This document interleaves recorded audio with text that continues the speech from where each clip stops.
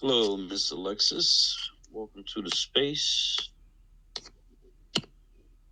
I'm sure you've been very busy. I see you. I see you I see you everywhere now. But man, it's so hard for me to even hang out in some of these spaces anymore.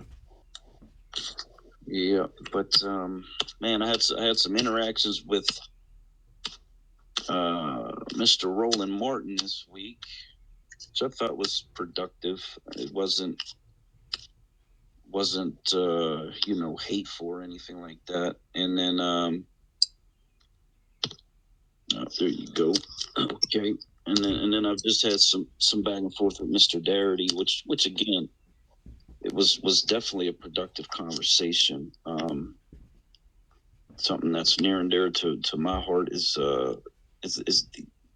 looking at the state governments and how they can circumvent federal uh, governments when it comes to all issues that deal with Black Americans. But in this reparations conversation, seeing how the state can use its authority to divert federal funds, which they already get, which they've already gotten, and it's unconstitutional for the federal government to take those funds away.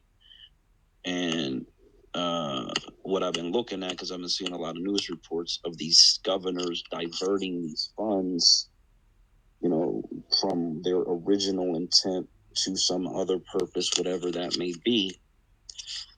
And it seems like it would be a really good tool to divert those federal funds to at least start giving Black Americans in a Black majority state some type of compensation that would not affect the federal reparations claim and legislation and HR 40 or whatever else is going on a federal level. It would not affect that in any way, shape, or form, but it would allow us to start distributing and dispersing funds to the people who need it most. So that's something that just really popped into my mind because of our last discussion last weekend about that topic, and I just wanted to have some examples of it, and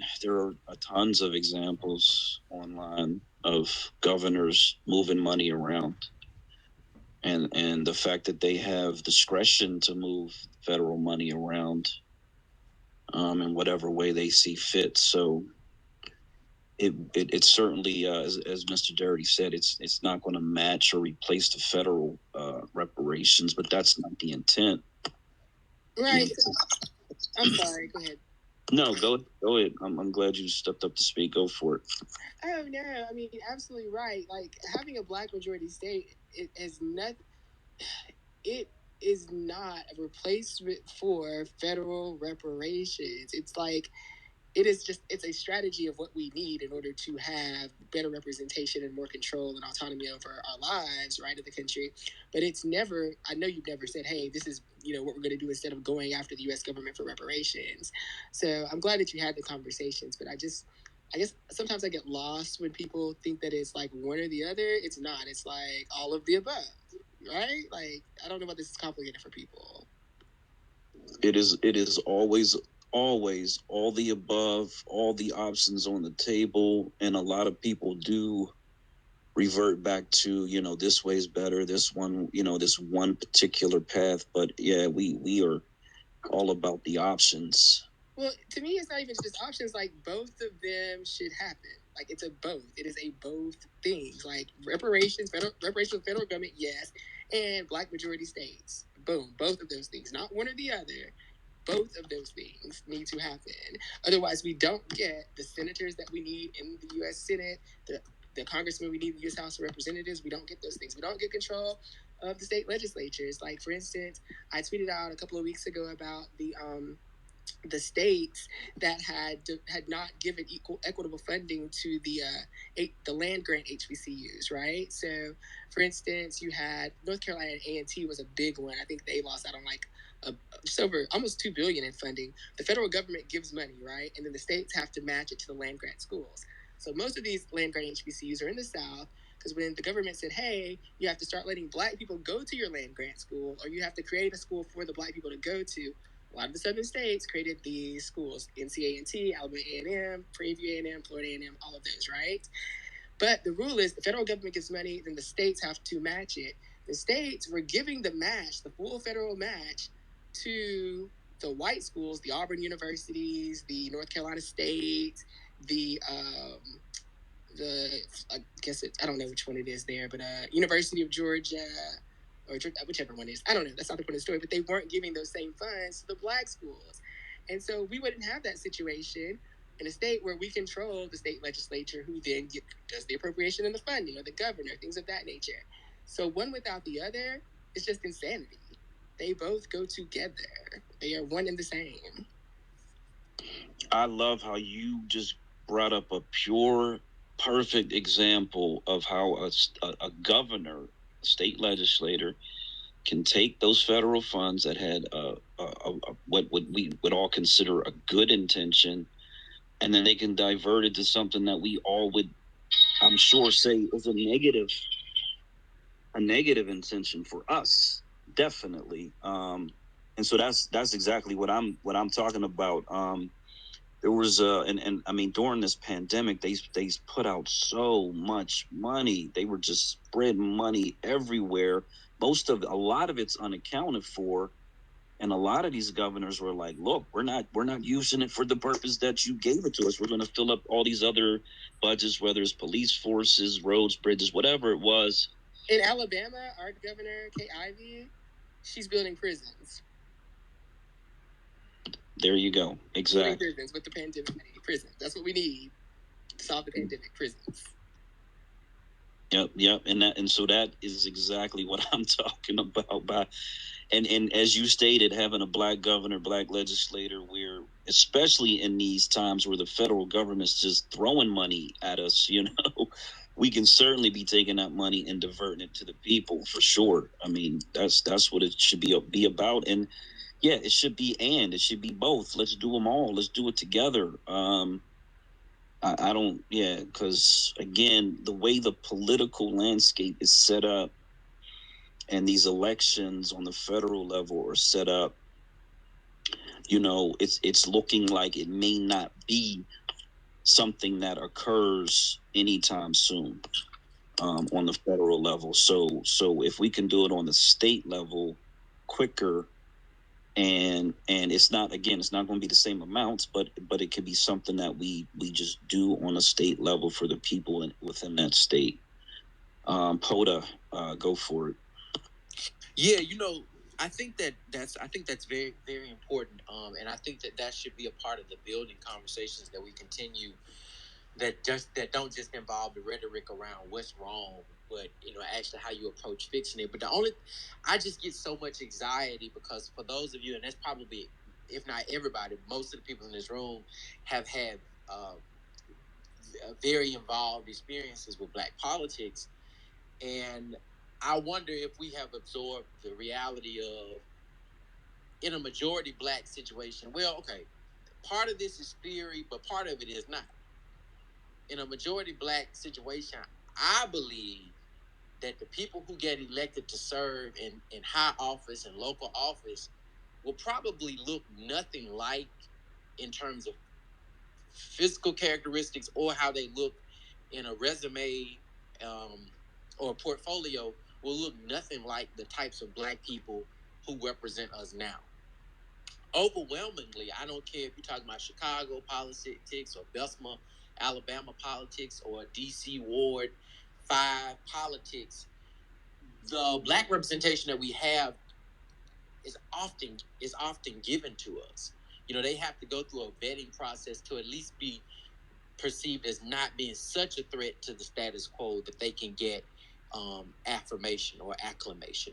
So I wonder, do people realize, like, the trappers and the rappers and the sex workers and the Section 8 dwellers and the formerly incarcerated people, a lot of those people will finally have an opportunity to be elevated, have their voices projected in principled places as a result of like us achieving majority black spaces. Like remember when Sister Soldier was on her way to being in Congress because she had that platform in Washington D.C.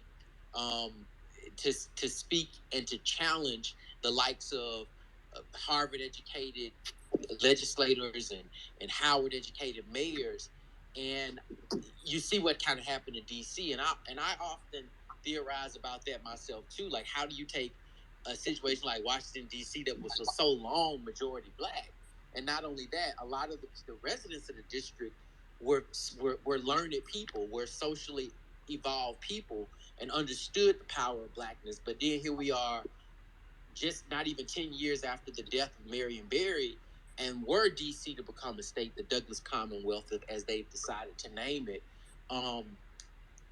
the outsized influence that whites and non-black people of color are playing in DC politics is disturbing.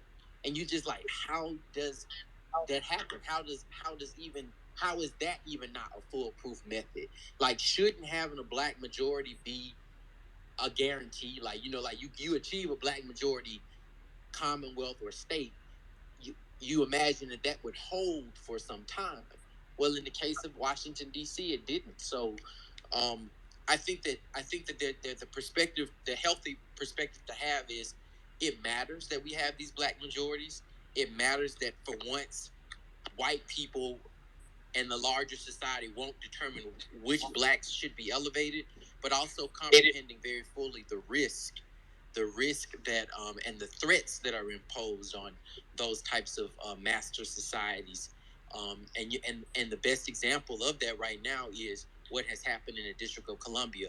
No longer a black majority, and although you got a black majority city council, you do not have a city council. You do not have a majority of blacks who are who are conspiring for black revolution and the advancement of all black people, and that's in the liberal corridor of the nation. So you can only imagine. I was just talking. This is my last point to sort of codify what I'm saying, but I was just talking to a white president of the richest Democratic club in the state of Alabama, the Over the Mountain Democrats, and I said to him, look, any perception that you have that these black elected people are any less conservative than than folks who would vote for Trump, or folks who voted for Mitt Romney over Barack Obama, or folks who don't believe, white folks who are adamant against any race specific policy, you're delusional. I run into that all the time. These black people that get elected as Democrats, they get elected as progressives, but their philosophy is very conservative. It's very much so engineered by their perceptions of respectability from the right and from the more moderate wings of their party. So I just wanted to add that to the conversation because it's particularly a frustration for me right now. And I don't think our people see the warning signs and they ignore it until they end up with a token politician talking about this issue and talking about that issue, but only giving it lip service, not actually putting teeth to getting anything done with respect to it. So thank you for that. What I want to say, because Alexis had her hand up, but so DC being a city, it's hard to compare what would happen in a city versus a state.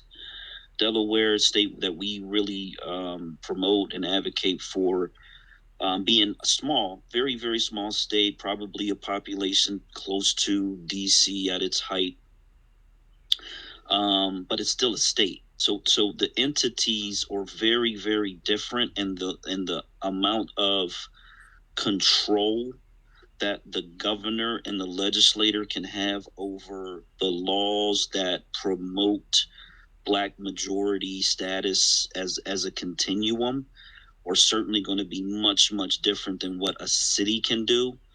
And so, yes, rewriting the state constitution, codifying Black American freedmen, and whatever nomenclature into the actual state constitution as a protected class.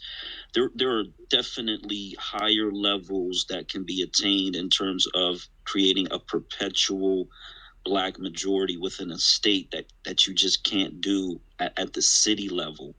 And DC being a very unique city in and of itself, but still, it's a city and it's not a state. So, Alexis, you're up. Oh, yeah. So thanks, Gray, and thank you, Poda. I wanted to just kind of echo something you said very early on, Poda, was that definitely the type of politician that we will elect or that would be elected from these Black majority states would look a lot different than those that are representing us now. And I think that's something that I know in my mind, but I'd never have just said as plainly and as eloquently as you have. And I think that Gray knows that. So I thought that was just a really good statement that we should definitely remember to add to our toolbox, Grace. Yeah, I was in a space with Miss Denise. She had an author in there. I forget his name, but I've seen him in a couple of different spaces. He seems like, he was. It was all about immigration. It was an immigration book. Roy Beck. No, this was this. I think Kevin is the guy's name. Something. But at any rate, that's exactly what I explained to him, because he cited some state where the Black politicians essentially voted for more immigration or something of that nature, and I explained to him that the politicians you see today are nothing like what would occur in a Black majority state. It's completely the opposite of that. And most people in the room agree with that sentiment, because we know and understand what has been occurring. It's taken a lot of us a long time to really look into it and understand what's going on. But I do feel very, very confident that we are in full understanding of what is going on. And so, it would be night and day in terms of the non-representation, because as I stated in that room, like we've never actually been represented in this country. It's always been puppet politicians or something of that nature. So I definitely agree with that. But again, I just, when we're talking about states, it's a whole different level. It's just a different level. And and here's the thing, we understand weaponizing white flight. It's sort of like reverse gentrification. When Black people move into white neighborhoods, they start selling their homes. They try to get out. They want to get away from us. When we are in power and we control the state, in my personal opinion, the only white people that will stay are the ones who are either entrenched because they have a lot of wealth, they control a lot of the industry, and or they can't afford to leave. I think there's two classes, and then there might be a third class of white people who just don't. They're sort of benevolent, to whereas they've either already lived around Black people, they're comfortable in Black spaces, whatever the case may be. But those who we know are against us, they'll have no reason to stay, because there will be no benefit for them to stay.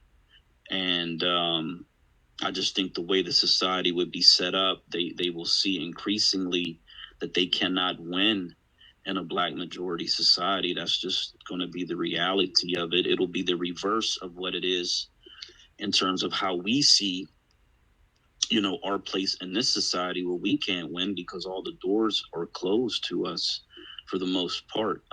So that just kind of is what it is. Black American homeland, would you like to add to that? Actually, good morning, everybody. Actually, I just got up an hour ago, so just give me a few minutes. But I saw your conversation with Sandy Doherty, and I said, wow, it started already. So, Yeah, this actually I'm just trying to do something. Just give me a few minutes and then I will get back into the conversation. Just give me a few minutes. Okay, awesome. He's on the other side of the planet, an identical 12-hour time difference. So, yeah. So I post a lot throughout the week. Unfortunately, more and more, it's just a lot of tragic stories. It's a lot of unfortunate tragedy that befalls upon Black Americans in this country. I posted about the former wife of Bezos. She got all this money from that divorce settlement, whatever, and then she's like dedicating all this money to the continued genocide of Black American babies through Planned Parenthood. Things like that, where we have states where the governors are putting in laws to where you can sue people who have abortions and things of that nature. They're doing whatever they can on the red side, the right side, to really try to eliminate abortion. In some of these states where there's really high Black populations, I salute that, because since I've been on here, I'm a strong advocate for Black children, Black babies, unborn children who not only deserve life, but had we not had this genocide occurring in this country, our political power would be magnified 2 times, 3 times. There's no way to tell. We might be as high as 100 million today.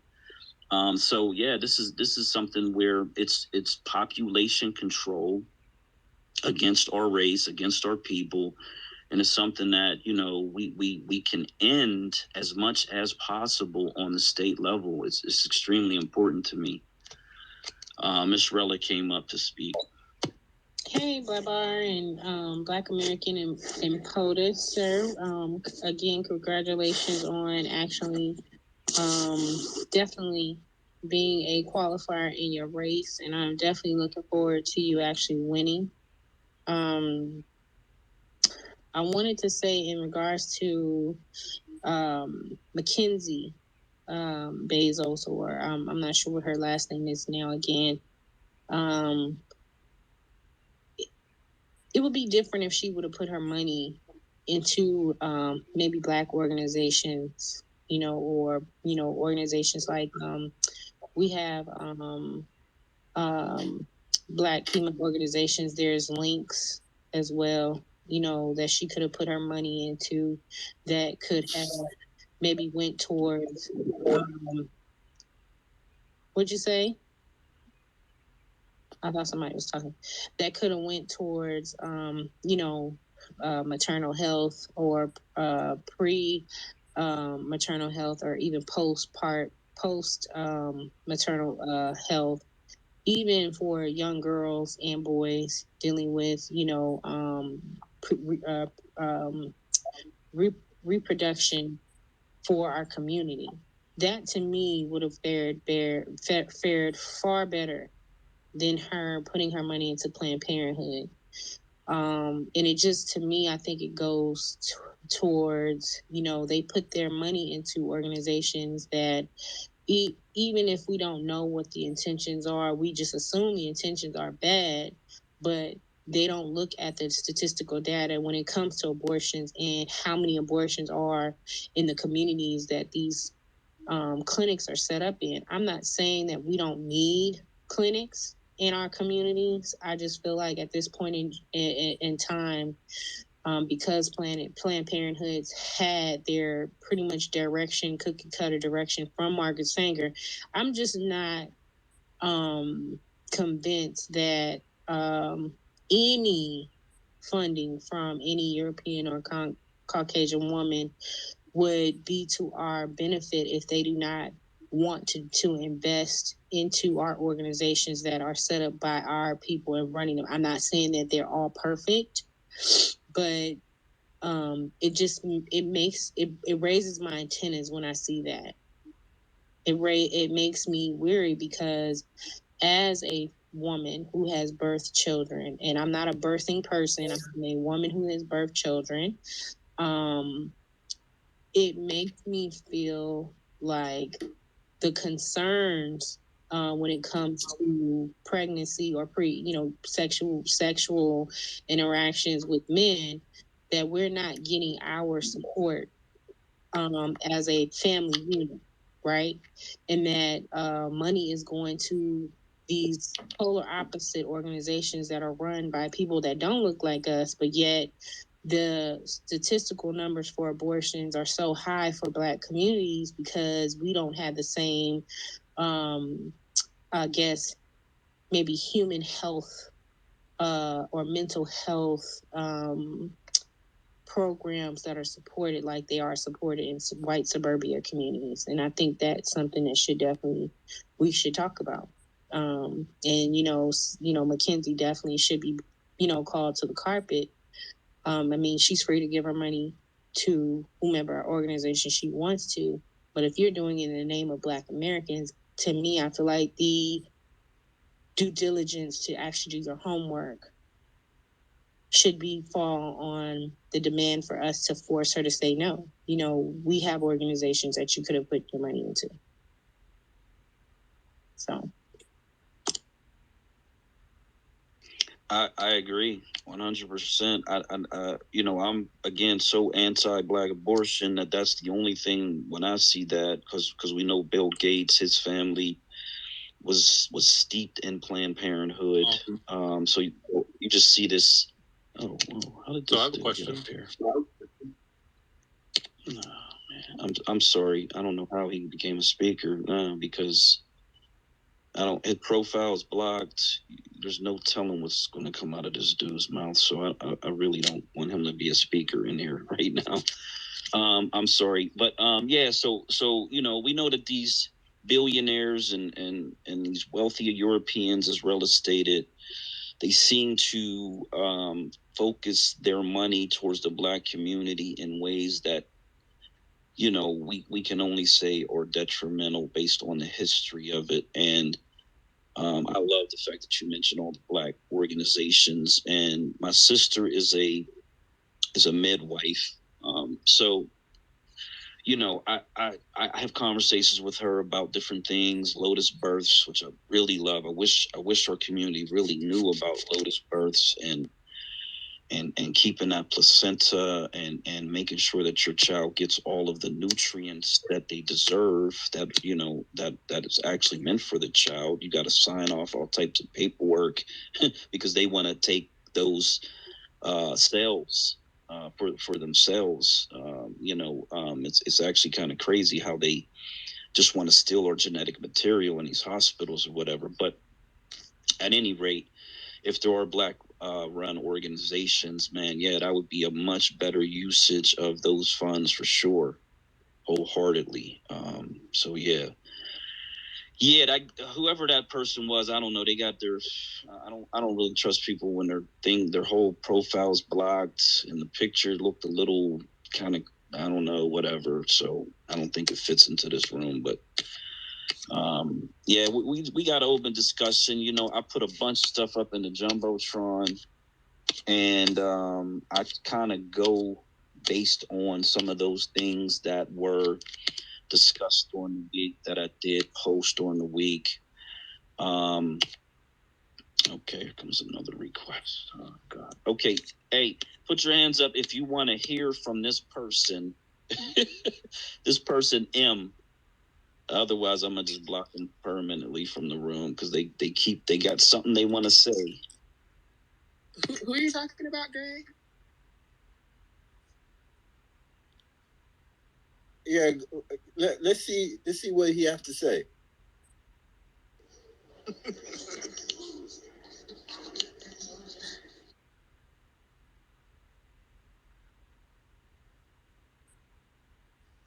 Hi there, everyone. So I just had a question on the Black American profile banner.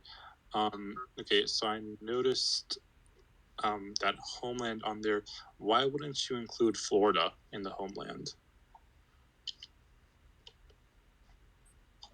That's a great question. Yeah, well, actually,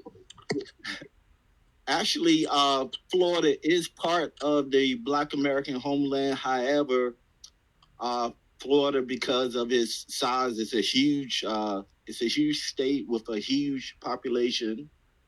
22 million people, and it's 16% Black, and it's going to take a large Black population moving to that state to take supermajority of the state of Florida. Mm-hmm. Yeah. It would take time, but it's possible. Okay, so I have another question. How would you expunge the white population from that state? From the state of Florida? Yeah, and also from the other states. They expunge themselves, but go ahead. So may I answer that question? Yeah. So expunge is not something that we're saying we're trying to do, right? So what would happen is we're actually going to be moving in more Black people so that we just become the majority of the population. We're not running anybody out from their homes. That's not what we do as people. White people did that to us. That's not our joint. That's their joint. We're not going to burn you out your house, take your land, all of that. We're simply going to move people in strategically so that we didn't have a majority in that regard. If people choose to leave on their own, that is up to them. It'd be crazy because our laws in our states are going to be good for everybody. So it'd be stupid for you to leave all of a sudden. But if you want to, you can. But nobody's going in and taking anything from anybody to expunge people. That's not how we roll. Okay, so I have another question. How would you guys... how would you guys secede? Wait, I have a question. Are you a white guy? No. You're not a white guy. What's your ethnicity? I'm Mexican. Y yo hablo español también. Oh, okay. Yeah, so I have a question. So, when you moved into your community where you live, was it predominantly white or was it predominantly Black? Currently I'm in North Texas, so it's like, kind of like a mixture, but yeah, it's probably, I would say 60% white, 30% Black, maybe 10% Asian. That's how I would put it. So did anyone make you feel like you had to, like, you weren't welcome? No, not at all. I just had questions. But I have just one more question. Okay, so, how would you guys secede from the United States? No one is seceding from the United States. That's not even a thought. That's not even a thing. That's illegal. No one said that. Nobody's seceding from the United States of America. Right. Okay, because I saw it said Black American homeland, so I thought, you guys are gonna secede from the U.S. and have your own country. No, there's no way to do that without actually going to war with the United States. And because we're Americans, why would we go to war with America? I mean, that's kind of what the Civil War was really about. Whites trying to succeed from the entire country, well, the northern states, because they didn't want to get rid of their slaves. So that's not something Black people do. Okay, so I understand what's going to happen. So basically, so you guys are just trying to move to those states, basically. That's all. Correct. Can I ask you a question? Sir? Yes, sure. Okay. Texas, I believe Texas will be super majority Mexican in 10, 20 years. And Mexicans would take political control of Texas and New Mexico and Arizona and California by 2040 or 2050. Yeah. How do you feel about that? Oh, that's fine. I don't care. So you feel the same thing about our plan too, right? Yeah. Okay. And you said you're Latino with a Black man in a pink dress on Twitter? Huh? What? Where's that? Oh, is that not you? No. Who? Well, where's your? I don't even see you. Who are you? Lead? Lead? Is that you talking? No, my profile is Jose. I don't even see your profile. Which one are you? Which one is talking, Labar? Yeah, no, it's M. That's my question because some very intelligent questions. But man, you got a black face, you got a black avatar, and your profile's blocked. So you had some great questions, but you're misrepresenting who you are and what you are to the public. You got to change that. Okay. Yeah, I don't know. Do you do that to just kind of hide in different spaces or something? Is that why? Well, okay. So what happens is when I try to, enter these black spaces, sometimes they just kick me out immediately. So that's why I try to change my profile picture and just try to enter the place and ask questions or whatever. But some people kick me out sometimes. Yeah, because you had great questions. I don't think you need to use a black gay man's picture to come in a space. Maybe you haven't come into our spaces, but yeah, just be yourself. Yeah. Well, tell me this: why are you interested in black spaces? Okay, so I was just scrolling through the live options, and I just came across yours, and I was like, let me just click on it and see what's going on. That's all. Okay. Wait, you just said that you changed your profile picture and everything just to try to get into the spaces. So that's extra to do on top of it. Why are you doing all that? Like I said, because I'm I want to ask questions, but people kick me out sometimes, so I don't have the ability to ask questions at that point. So I try to enter in with a fake profile picture. Yeah. Take point of order. Just be yourself. Get a picture of yourself. Go into the rooms as yourself, and be respectful of the space. That's it. Because to be honest, you didn't you weren't allowed to speak because of this image that you're presenting of yourself. I'm thinking you're coming in with some agenda based on the picture. So just be yourself. Mm-hmm. Alrighty. Have a good day.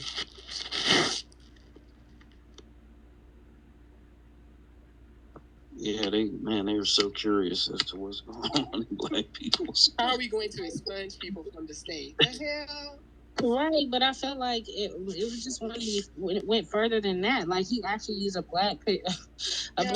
He was trying to see what we were doing. He was trying to call some radicals. Yes, but I don't even think he's. Hey, that was a white man for sure. It was definitely a white man. I don't even think he was not Latino. Just because he said yo tengo también yo tengo también, I don't even think he knows what he was saying. Well, actually, I think he did. I think he's been following our space for a while. To be honest. No, he just wanted to see if we were trying to secede from America and if we were going to try to go take white people's land. That's exactly what he was trying to do. He wasn't fooling anybody up in here. He was some crazy white boy. Even if he's Latino, that's fine. He can still be white and Latino because that's what they be doing. Yeah, white Latino with zero friends. I'm just saying. I feel it's we just gotta be so. That's why I really feel like when we have these conversations, we really need a space where we can really talk about talk our talk and not have to feel like we have to be, on alert. I honestly, I don't know. I mean, what y'all feel? I don't know. Well, I don't think anybody said anything that was crazy. We're not here talking about doing anything that's treasonous to the government, so we're good. That's how I feel about it. And he's gone now, right? So I say put him out of our minds. Yeah, and the thing that I've wrestled with is because in a political campaign, and I think me and Rella talked about this before, there is definite a need for private talks and strategy behind closed doors and everything like that. But when we're trying to move hundreds of thousands and potentially millions of Black Americans, there really is not going to be an opportunity for this to be some sort of secret thing, because we got to not only advocate to each other, but we got to advocate to the people who have no idea, and that means the Black masses, to be perfectly honest. So unfortunately, this is gonna be something that has to be spoken into the public ethosphere so that we all can kind of get caught up to it. Because once we do, nothing. I believe nothing can stop it once we understand it. So.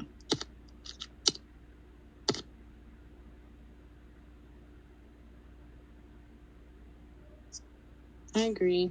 This is gonna be hard to have it in a private setting, I guess, unless we like have meetups or something. But it's sometimes it still bothers me, even when we go, like even when we did our tour for Marcel. Like it's just one of those things where you kind of like you don't know who's behind the the profile till you really see them or you really talk to them. And then when you hear the people like that guy coming in, like I mean, they come in to the point where they are masking themselves because they want to be in on the conversation. And then when you start mentioning historical facts, like soon as I said, well, that's not something we did as far as the Civil War, he was like, yeah, well, I know what the history was. I'm like, yeah, you're a whole white guy. Like you guys pride yourself on recreating the Civil War every freaking year, practicing.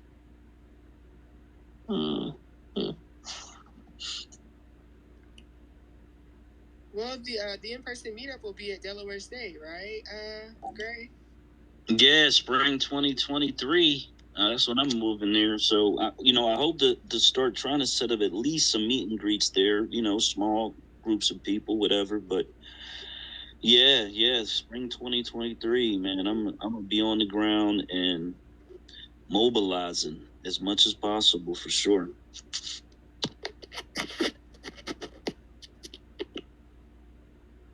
I remember when I leave Southeast Asia and come to the Philippines. To California when I land in California. After I started my Twitter account, and I noticed that customs or immigration, well, not immigration, but customs, I would call into their office a few times back in 2014, 2015, 2016, but they don't bother me anymore when I come back to the States. But I remember, they'll just ask certain questions, and so yeah, I was a little concerned, and matter of fact, I almost decided to cancel my Twitter account, but they don't bother me anymore. Oh, so you think your name or something's on a file or something like that? Yeah, because you have to show your passport and your name, and you can be on the list, and they will call you into the office and they ask you a few questions, and after that, they say, okay, you can go. Gotcha. I think I posted something where they said they do. Oh, the NSA. That's what the post was about. The NSA does keep a file on everybody, and then they go back to it if something something happens within which you are involved. They can basically go back and look at your digital footprints or whatever it is, whatever the case may be. So, right, yeah. Yeah, in light of that suspected white supremacist that was in the room, the last thing I posted was this neo-Nazi terror cell who plotted to kill BLM leaders and attack the power grid. They had this thing in their mind. They were going to spark Armageddon, a race war in the country. And, it was foiled, of course. Thankfully, that's the only way we know about it. But in terms of a black majority state, this will be our biggest threat, quote unquote, is these lone wolf types, these really psychopathic, militia players who they're just hell bent on sparking a race war, and so I think when I have a lot of conversations online, and I had a long back and forth with this guy, I respect him. He's a pretty good poster and everything, but it's always about this fear of the United States, the federal government, the military, blah, blah, blah. The more and more I think about it, the more that I've gone back and forth with people, and the more that I've looked into the way the Constitution is set up and all this separation between state and federal powers, it seems nearly impossible for that to happen in the way that most people think. But these little terror cells, these would be the things that we would absolutely need to be vigilant about and on, all of our research is focused on that. Labar, do you remember when we were in the space with Denise, when she was hosting her space with Kevin, and the guy that was talking about how we all just need to find common ground, the guy that came on stage? I really wanted to say, well, do you like watermelon and chicken? Because he just seemed like nothing that everyone was saying to him was like sinking in, and that he just wanted to somehow stick with the point that we are not, somehow thinking along the same lines they are thinking. And it made me really just look at the people who do practice supremacy and, borderline domestic terrorism, even cyber terrorism. They always come in with the discussion of, well, we all need to just find common ground. Being an American, if you ask me, is common enough. And I should not have to try to find common ground in your ideology for you to recognize that immigration and other things impact me as a Black or freedman American. I really think that there's something I feel like psychologically and mentally there's something that's missing when you're talking about domestic terrorism in the way those guys think, because they somehow don't even care that we are Americans. Like they I don't know where that hate comes from. Like, how can you be that hateful? Like, if we're talking about setting up, doing our own thing and being amongst each other and taking care of our communities and families, why is your response, well, I need to come and burn your ish down, or I need to come and terrorize you, I need to throw on my auntie's curtains or my mama's curtains, ruin her bed sheets, and I need to ride out and do some, sadistic, like, I just don't understand that, because we don't think along those lines. And sometimes it makes me feel like, should we be really thinking along those lines? Like, should we react in the way they do? And it's like, no, because society and government and laws are not set up for us to do the same heinous stuff that they have been able to do.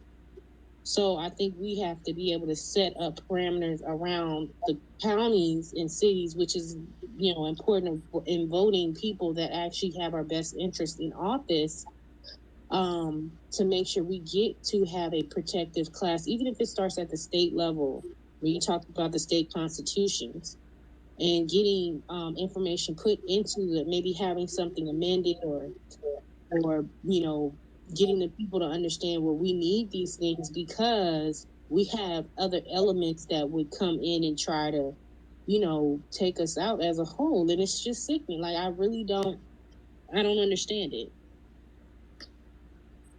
Yeah. So when he said common ground, and I equate that to color blindness in the sense that when Black people hear colorblind, common ground, we start thinking of equality and equity.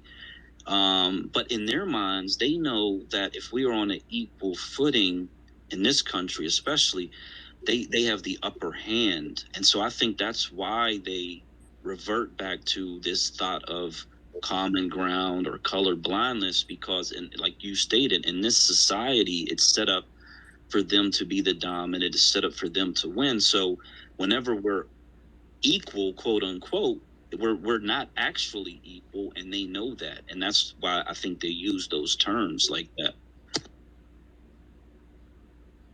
Yeah, definitely, I agree with you on that. It's almost kind of like, the Jedi mind trick thing, to kind of, get you to think that, well, I'm trying to level with you, or I want to level with you. And it's like, no, you're not even acknowledging certain parameters or factors in the conversation. You keep going back to the same talking point. We've actually provided, information as to why, things have to change, but somehow we're the ones that are not on the same level as them. And I noticed that. I really know I pick that up every time I hear those terms, like diversity or colorblind or common ground. Now that's the guy who he would have a topic. He would I think he was the Confederate, like seventh generation Confederate, whatever, that guy. Yeah, and he said that his background was like German, and I think he mentioned another ethnicity or nationality. And I was just kind of like, well, you're an immigrant. I'm not even an immigrant. You're an immigrant, really. You're more of an immigrant than I am.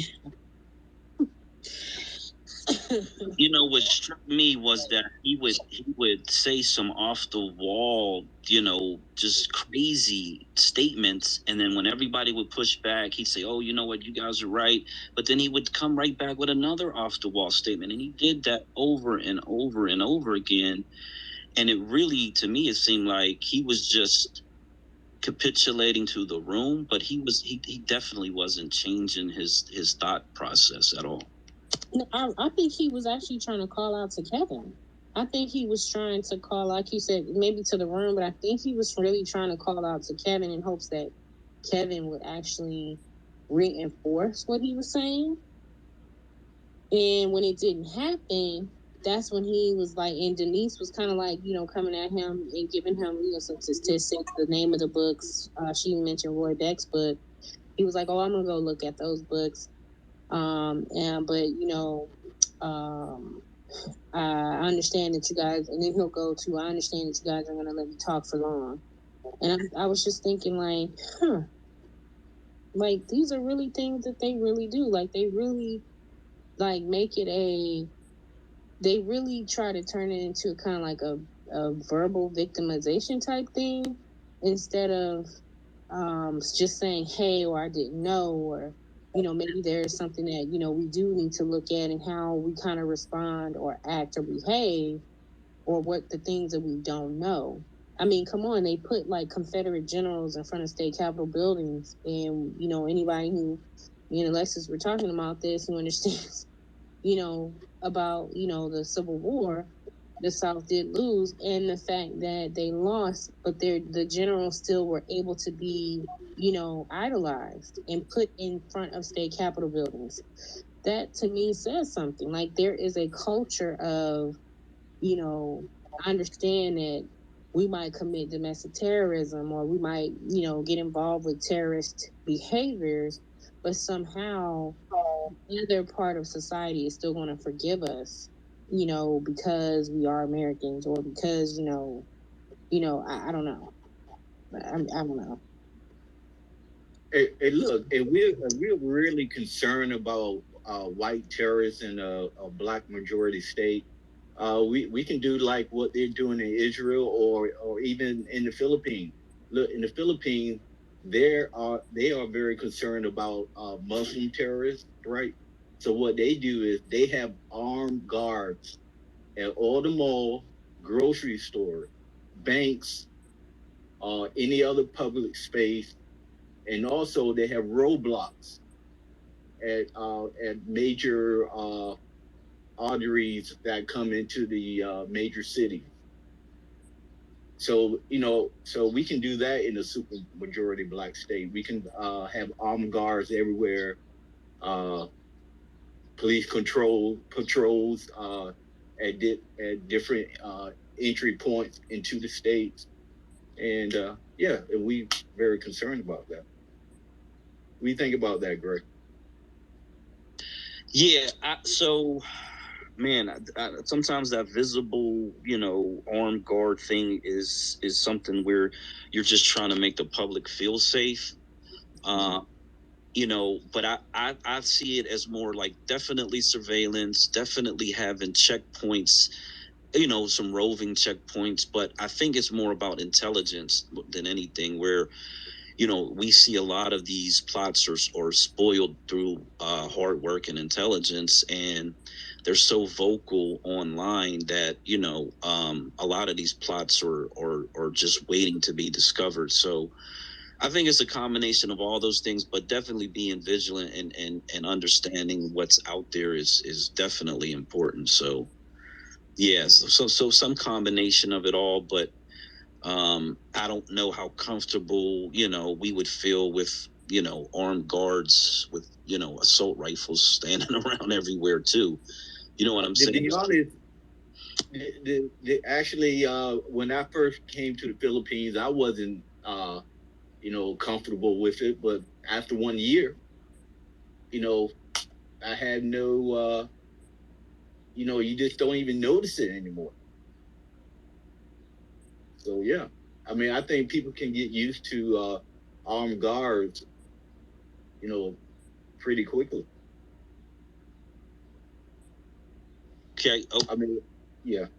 I mean, if you go to different countries, they all have, they all have their terrorist threats, and they use different,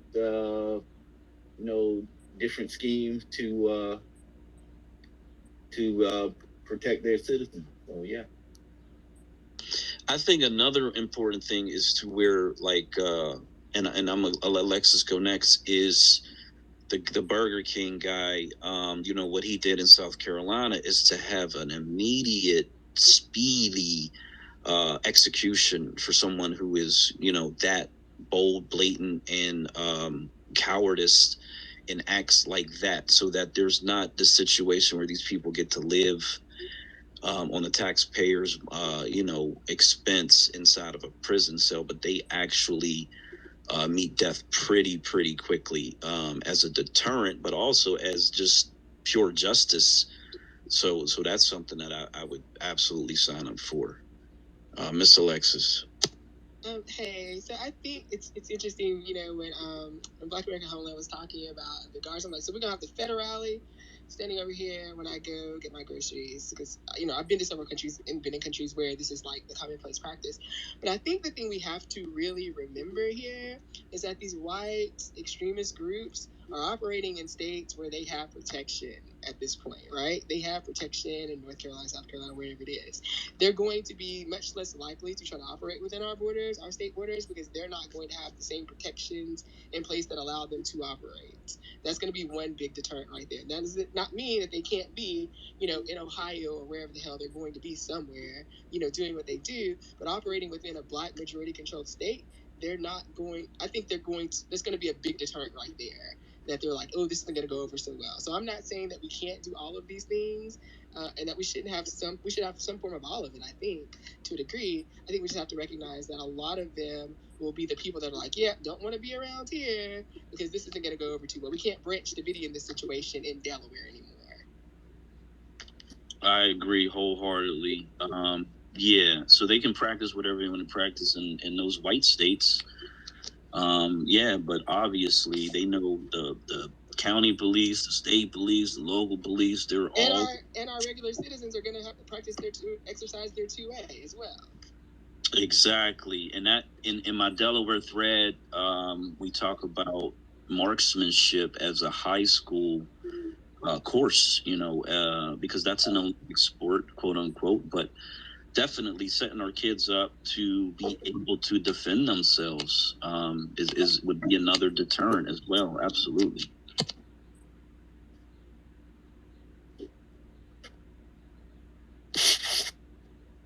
So also in that thread, and this is something that Florida law is now requiring high school students to take financial literacy courses to graduate. This is credit score, credit card debt, bank accounts, filing taxes, all just life, just things that you need to live in the society. It's something that I had in the Delaware thread already. So it's interesting that Florida, it's what's very interesting about Black America and this political divide, where we were originally Republicans. The Republican Party left us like behind, and then we became Democrats.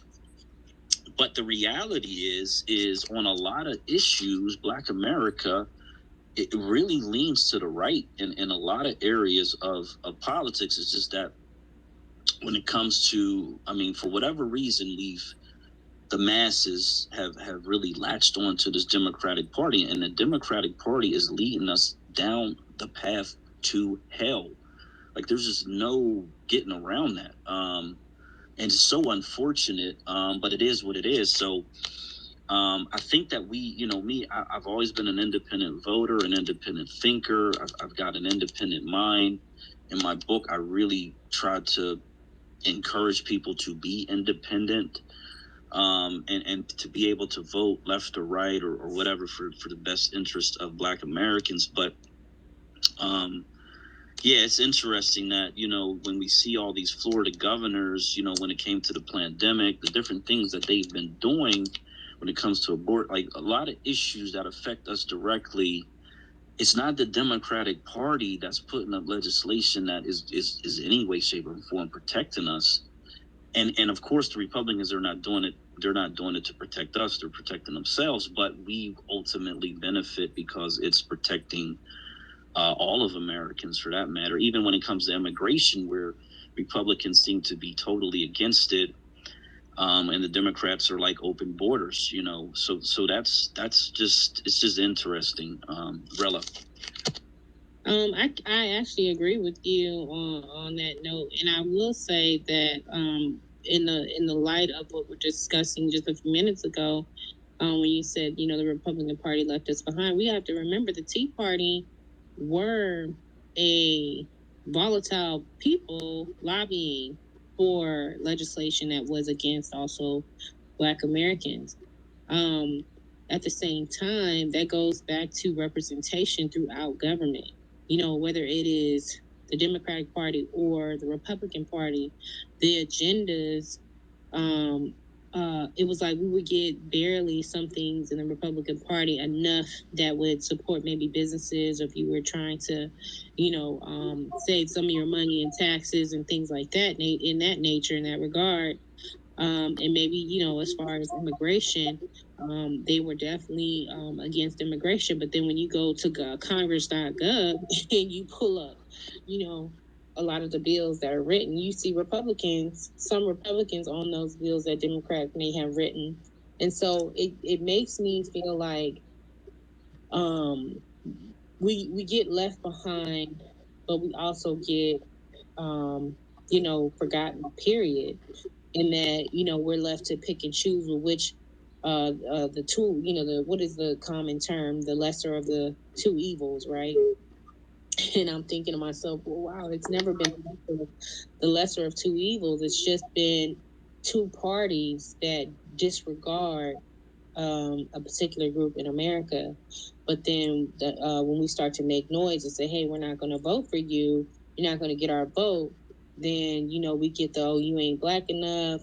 No, we can talk about whatever it is you want to talk about after you elect me, So I feel as if, I know, based on the things that I've read, that the Republican Party is pretty much a ruined party as far as image, but it is a ripe party, as in a party that we definitely could take over in regards to voting Republican and actually getting legislation on the books without having to fight Democratic the Democratic demagoguery that happens when it's time for them to put legislation on the books. That makes sense, I hope.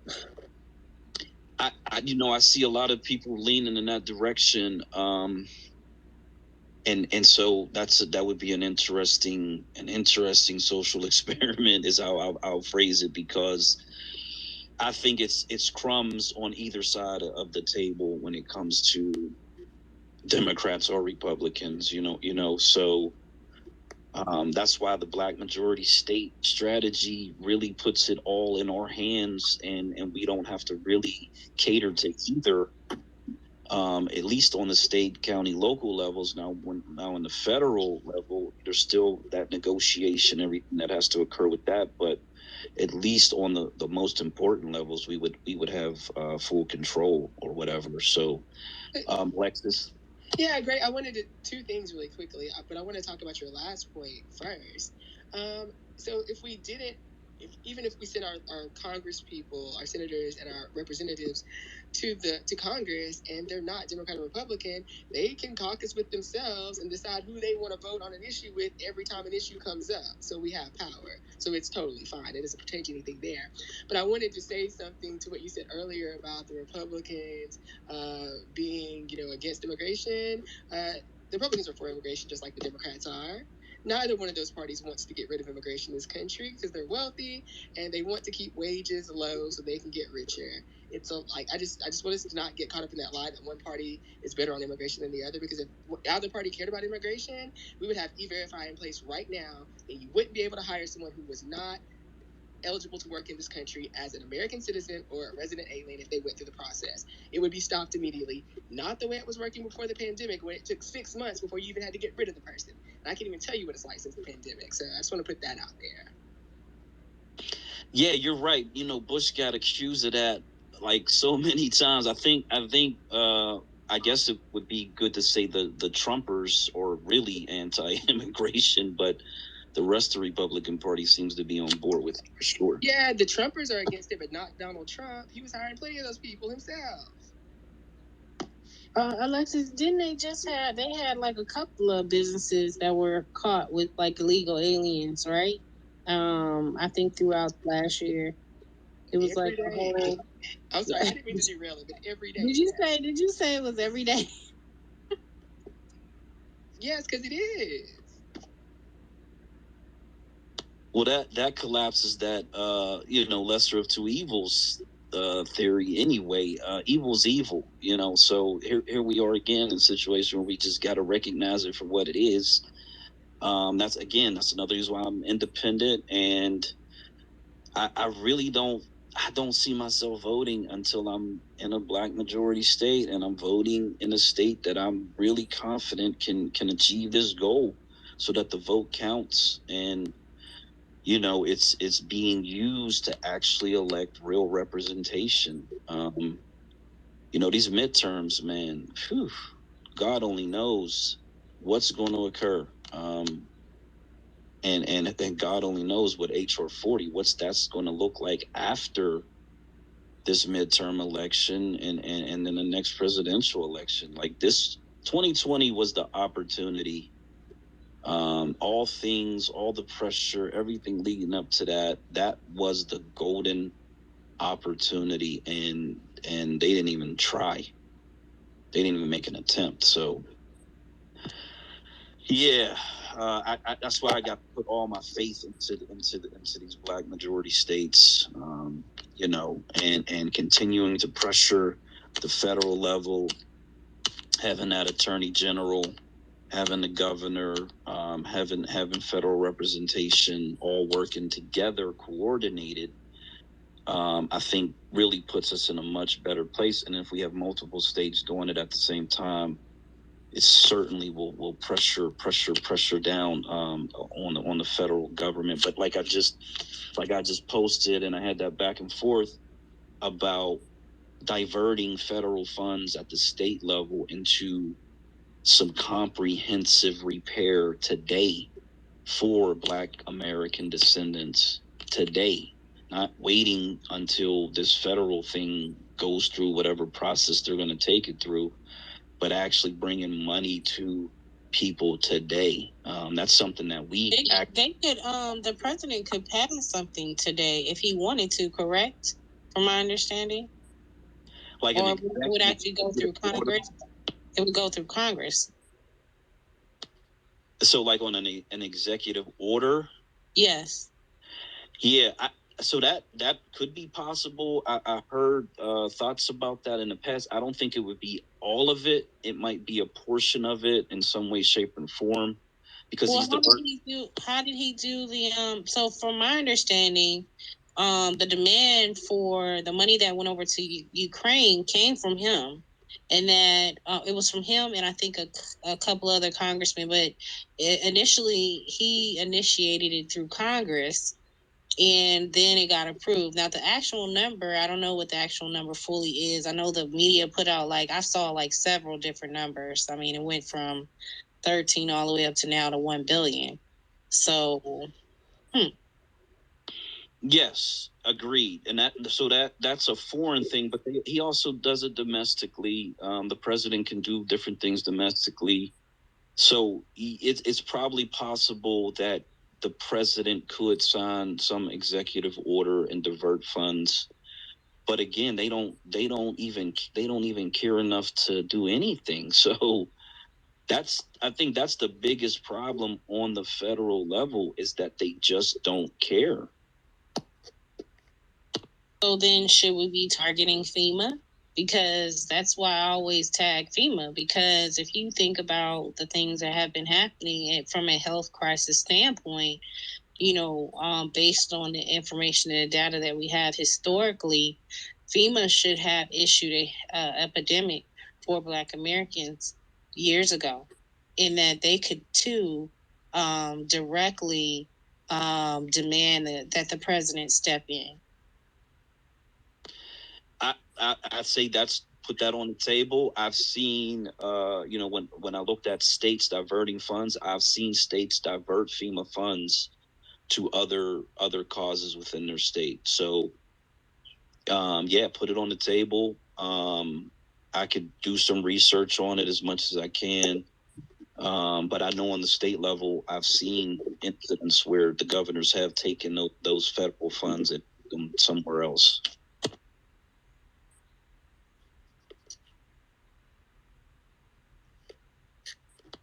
Yeah, so I put Marcel. I'm gonna mention Marcel here. I put his.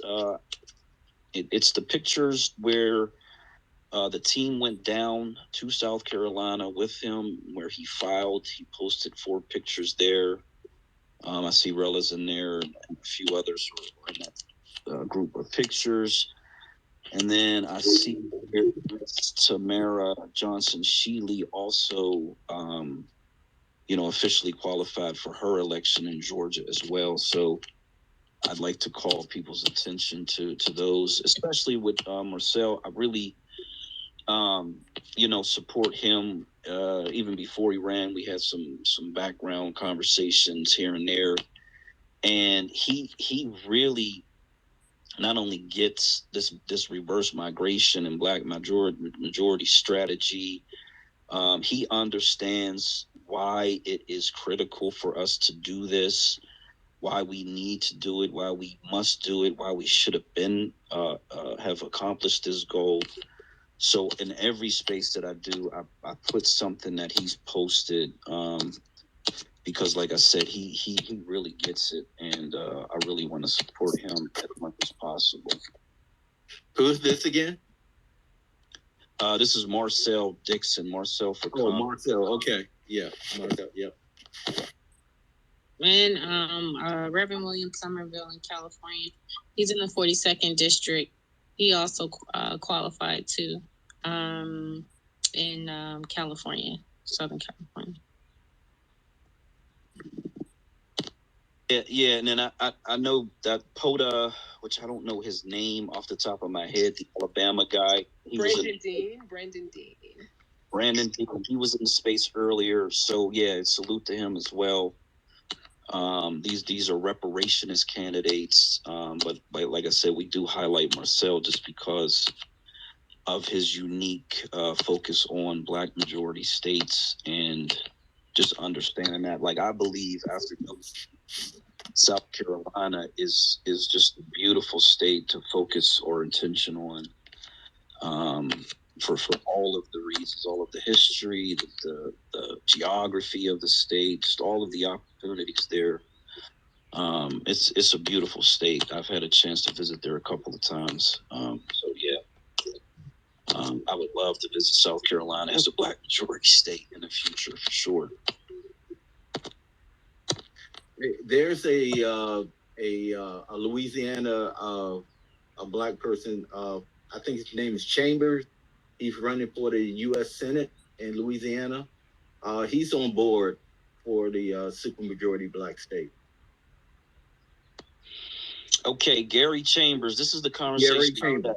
Yeah, this is what led to my Roland Martin conversation. You know, because he said he talks about reparations.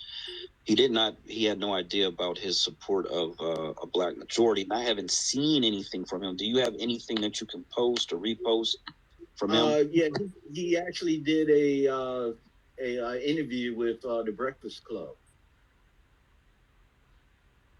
and in that interview, he stated that he advocates for supermajority black states: Louisiana, Alabama, Georgia, South Carolina. Yeah. Okay, man, that is encouraging. I will try to find that. I'm sure it'll be on YouTube somewhere, and see if I can get a chance to check that out.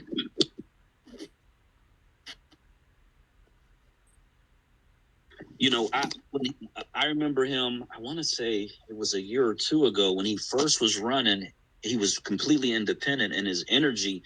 Matter of fact, I remember seeing him at some town hall meetings. He had some viral videos, and you could just sense the love for his people in those original viral videos. And then he started running, of course, and then he got underneath the wing of the Democrat Party is the way I look at it, the way I take it.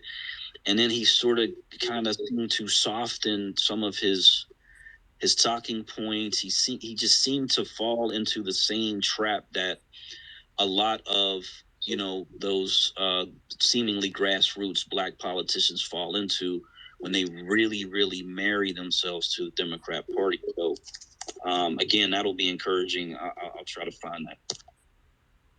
Yeah. No, even Sandy Darity, I had conversation with him many times in 2014.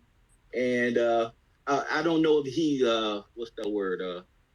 I don't know if he totally support the super majority black states, but I mean, he knows about it, and he think it's possible. And,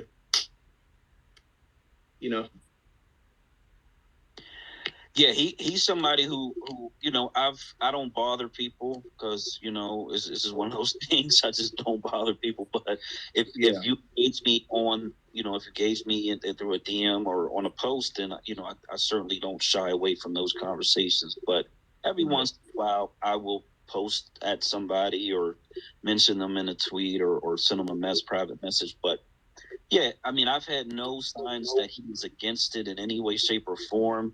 Right.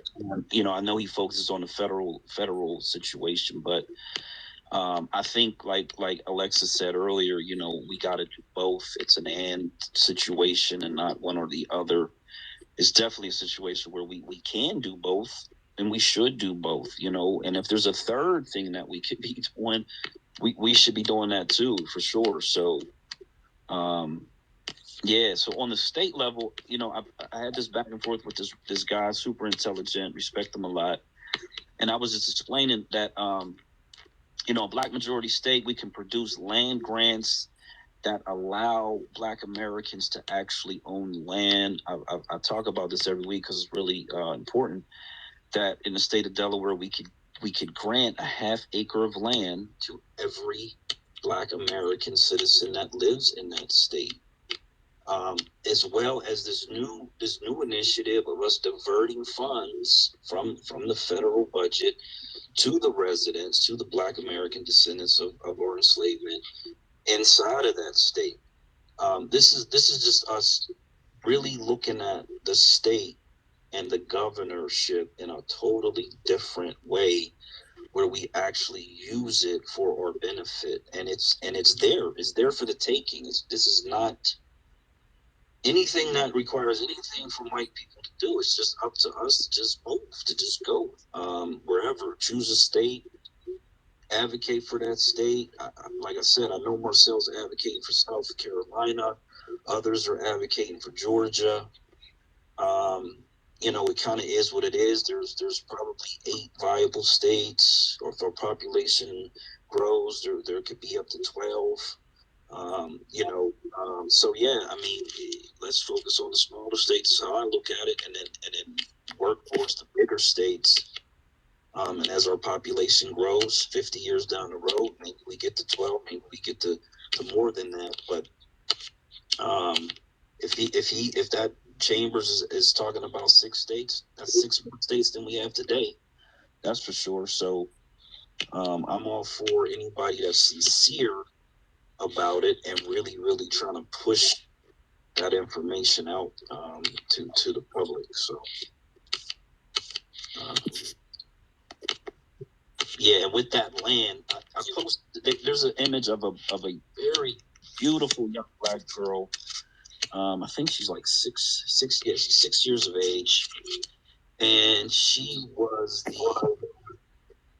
recognized as Georgia's youngest certified farmer. They gave her a proclamation and everything. There's actually, if you go down, you can see her getting a proclamation, I guess, at the State House, it looks like. And so, like, how amazing is that? How amazing would that be for, our children to be getting this agricultural information through their education, growing up wanting to be farmers, knowing that the whole infrastructure is in place for them to be able to carry that out. Because here's another post I put up here, and I don't think this is satire. This is from the World E-Communist Forum, whatever that is. But they got a picture of Bill Gates, and they got this synthetic beef that I guess he patented, and it's saying rich countries must switch to this beef so Bill Gates gets all the royalties from it. So this is like a really dark dystopian future where they're creating meat in labs, and these billionaires that are going to become trillionaires, they own all of this fake meat. This is not the future that I want for myself, my grandchildren, future children, whatever the case may be. So yeah, man, they got so many plans for humanity. Black Bar, you sound a little Matrix, unless that's me. How about now? That's way better. That's better. Okay. Yeah. I wanted to talk about the Roland Martin post. So I had posted something similar to the post that you had put up there. He had made a comment back in 2012, and I just put it up here. Nate Davis posted it where he was talking to someone named Julian Lewis, saying Black reparation is a pipe dream. If you're hanging your hat on that one, you can forget it. And then the post that you put up there, he was talking about negatively about the Black majority state rule. Please explain how you're going to achieve a Black majority ruled state in America. And it's so weird that he would say that when truly after emancipation, it was already a thing. Matter of fact, that is the reason why segregation was such a big deal.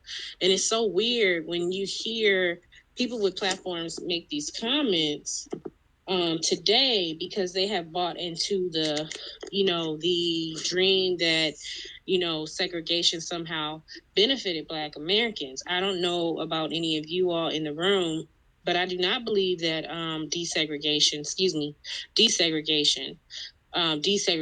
benefited Black Americans. In fact, I feel like we are going back into segregation. And even if you move into communities where it is a population of, suburban communities, or any type of other communities where you have little China, little Africa, or little Haiti, little, other communities, there is a form of segregation that happens in those communities culturally. And so it's weird it's like the weirdness is the term I like to use. It's the weirdness because it is this false belief that somehow having a black majority rule state is impossible when in fact it is very possible. And at the same time, I feel like it is both possible and needed for our safety, even more so now than probably when our ancestors were alive, because we're dealing with more elements than most people actually recognize in today's society. I'm not saying that things weren't hard for them, but just imagine that being extended and how it's like we're going backwards, but we're going backwards with modern technology. We're going backwards with how the effects of domestic terrorism is still at play. We're going backwards with our economy for us, or economics for us. Group economics will be at what by 2053 is the number that has been probably sped up because of COVID in dire straits. So it's weird to hear Roland Martin make these statements when, if he's not looking to be a part of a black majority ruled state, then don't try to use your platform to influence others not to want to take a look at what that means because you don't agree.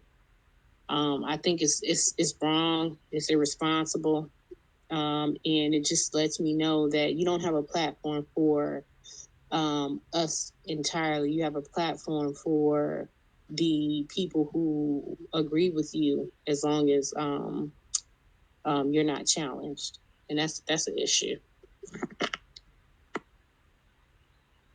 So, hey, can I jump in there really quickly, Gray? Yes. What Rella is saying. Rella, you're absolutely right, and I think it's just short-sighted on his part, right? Because number one, wasn't he on? He was on CNN before, correct? They ran him off, whatever it was. He's on a He's in a little fledgling media role. If he could act right, maybe he could come to Delaware, and lead up the news organization of our public television broadcasting system, right? I mean, just how dumb can you be all the time? Like, have a little foresight, people. I'm sorry, I just had to say it. I mean, he just uses his wit and education in such a demeaning way, unless he is talking about the Democratic Party, or he's talking about people who are part of the Democratic Party. Like he went after Ice Cube in regards to his plan and trying to talk with the NAACP and the Democratic Party, with coming up with a reparations plan prior to him being elected. Like right then and there was prime. That was a prime time to have that discussion. Ice Cube had the platform. He's a noted, prominent person. It was a way for you to get the information to him. Plus, he had already been working with the California Task Force. He actually testified and helped the committee get established. So to hear Roland Martin again make these comments so ignorantly and maliciously towards people that actually supposedly look like him, and even Dr. Carr, it just makes you wonder, like, what would it hurt you to see us have a community that we could be proud of, a place where a state that we actually can be proud of and control, that's a part of the United States where we're operating, and thriving. Like, I don't get people who, make degradation statements. It just doesn't make any sense.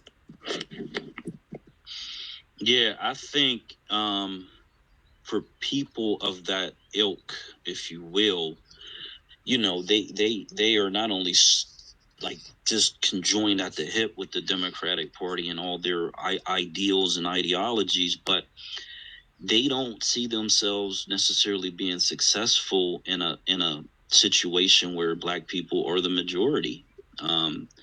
That's what it's got to be. It's got to be that they harbor the same fears that white society has when they think about Black Americans being in positions of authority.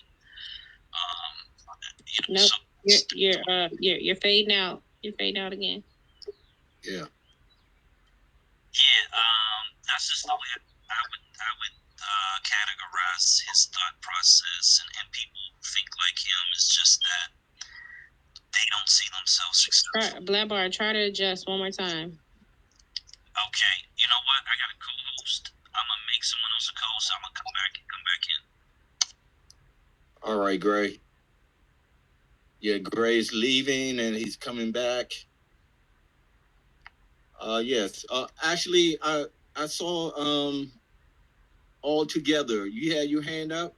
We like to speak all together, or all get together.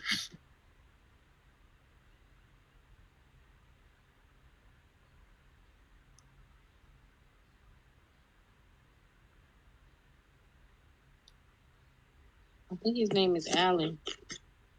Alana or Alo, get us something. I'm not sure. Say something if you'd like to. I'd like to say, hey, Brooke, I see you down in the audience. Say hello. Hello, Georgia, everyone. Feel free to come up and grab a mic if you want to share something. We'd love to hear from you all. And hi to everyone else I didn't mention by name. Hey, I'm back. Yeah, Alua, that's my Georgia guy. He advocates harder for Georgia than anybody else that I'm connected to. For sure. He's a Georgia man for sure. Yes, sir.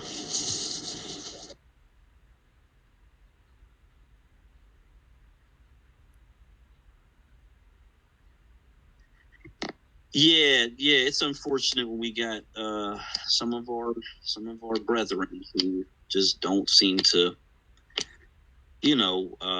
uplift everybody, and they seem to do that in exchange for their position within white society. So I felt like our interaction was positive in the sense that it started off with some name calling, and I just didn't want to get involved in that with him because I know some people use that to boost their profile or whatever. But it was cool. It was back and forth, and I told him, when he said, "Yeah, show it to me," I said, "I will," because that's really what it boils down to.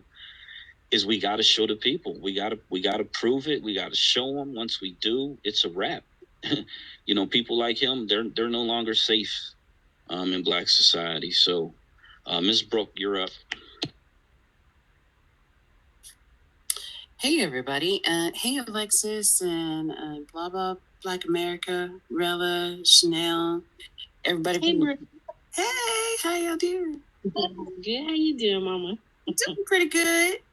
Pretty good. I'm actually been having a movie marathon day. This morning I watched Malcolm X, and now I'm watching 12 Years a Slave. Oh, Lord, you should have called me, girl. I could have watched it with you, girl. That's one of the cryingest movies. Child, I cried so hard. I said, snot and everything was coming out. I said, they did this to my people. Right? But now I'm starting to think about the other side, about the those of us who were already here before, and what it was like for them to be put into slavery and then try to escape, and then just trying to think of the situation from trying to take what good, right? Okay, strengths out of the slavery movies and remember who we are inherently, instinctually. And so, yeah, hearing you guys talk about what's his face, Roland Martin, is, they are now saying that being white is something you can achieve, or once upon a time you could have achieved it if you had enough money or enough power or enough stature. And it makes me think about Jay-Z and everything that he's, he came up from Bed-Stuy, was all aligned with us, and now he is not aligned with us. And Roland Martin came from Houston and different places, and he used to be aligned with us as far as I know. I always thought he was. But now he's just another shill. He's possibly. Who was saying that being white is something that you can achieve? Roland Martin, and his crew. No, people out in the Twitter spaces are saying, That's right. That's very interesting. Being white. I can see from a certain perspective how the idea of having enough power and enough accomplishments where the white people would bestow a title of whitehood upon somebody who's reached that far or that high. Not that it's true, right, on paper or in melanin, but how they might hoodwink somebody into thinking that they've arrived. And so thinking about everything you guys are saying with Roland Martin, it seems like that same thing all over again. He's thinking he has arrived. He's thinking that he doesn't need our support. He's thinking that he doesn't need our opinion, our sway. And so I'm really glad that people like us are having these spaces and we're having these incredibly difficult yet challenging conversations, and we are coming up with a strategic plan. I do think it is possible for us to have Black majority state rule. I think the one thing that they have proven beyond a shadow of a doubt is that every time we have come together, our towns have been profitable and gorgeous and a sight to behold, and therefore they had to be destroyed because they were so wonderful. So yes, I do believe we can go back to that and we can be beautiful and wonderful and magnificent again. And our towns, our states will once again be phenomenal, that everybody will want to be there. And because we're the shit. So I land my planning. Thank you guys. Yes, ma'am. Thank you. We are the shit, but I actually wanted to say, like, remember Jay-Z during the Super Bowl had to find out the hard way. We didn't find out till afterwards when Snoop came out with the news that Jay-Z was getting ready to walk away from the Super Bowl because they threatened to not have Snoop, Mary J. Blige, and I think the other, I think Kendrick on the stage and perform certain songs. And Jay-Z was like, no, you either have them or I'm leaving. So I feel as if like this culture or this paradigm that we're in where we look at, how they're always trying to feed us the first. So the first person to do this, right? The first person to do that. I'm like, it's 2022 and you're still wanting us to cheer on the fact that you have society, the dominant society has locked certain groups out to getting into certain places as you get the first one in, and somehow we're supposed to cheer for that and be happy. But then I'm thinking to myself, what does that say about the culture of any industry where you're expected to cheer on the first when I thought, this is about humanity. That's why it's a joke when I hear it come out of certain groups' mouth, like they talk about humanity. I'm like, yeah, but you don't recognize the humanity and the, cultivating mentally and the structure of particular people until it's the first. And then you want to be like, look at them, yay, right? Y'all should be happy. Am I wrong? I'm just saying, that's how they treat us like we're some circus show, and like, here you go, we're gonna throw the little monkeys, couple of snacks, and then maybe one of them will catch it and won't eat it and actually do some entertainment for us. And at the end of the day, I'm like, I'm tired. Like, I'm tired of that. I'm tired of it because we have brilliant people in our community. from the young, even to the people that trap on the street. They're some of the brightest people you will ever meet if you ever got a chance to talk to any of those people. Aren't they though? I'm just saying they can count money, right? They can count money. They're artistic. Like if you give them a structured state community, right? We would blow folks out the water. That's the reason why you had over 6-degree plus massacres of Black communities. If you don't believe me, I always say this, go to the Equal Justice Initiative. They have all the documented massacres that happened throughout this country, and it's over 63 plus of only Black communities. So, we just leave that there. Man. Oh man, what's the one thing? Well, there's multiple things, but obviously, what was missing when all of those things occurred? Because even during Reconstruction, where we did have a majority Black population in at least 3 states, there was one thing we didn't have, and that was the state government, the state governor, the state legislator.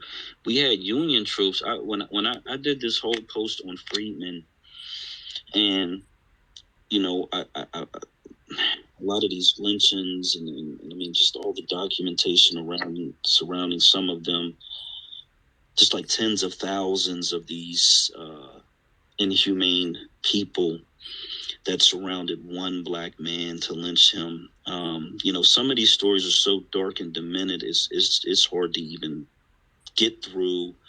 Definitely hard to think about and even talk about it. But the one thing they didn't have, because even those Union troops that were stationed down there, they refused to actually protect the Black citizens in during Reconstruction. You know, they had teachers that were writing and documenting what was going on and just talking about the slaughter of Black human beings that was occurring. Man, it's hard to even think about, to be honest. It's just hard for me to even think about, because it's not a movie. Like this is real history. We were cannibalized, whatever. We were cannibalized. Our people were cannibalized. They were eaten. They were eating their body parts. Come on.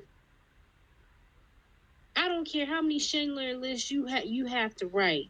If you try to write a story for every situation that happened in America for the freedmen or the Black Americans here in America, it would blow Schindler's List out the water. It's not to ignore the tragedy that happened in Germany. It's to say, I'm sorry, there is something that America owes to the most patriotic people here.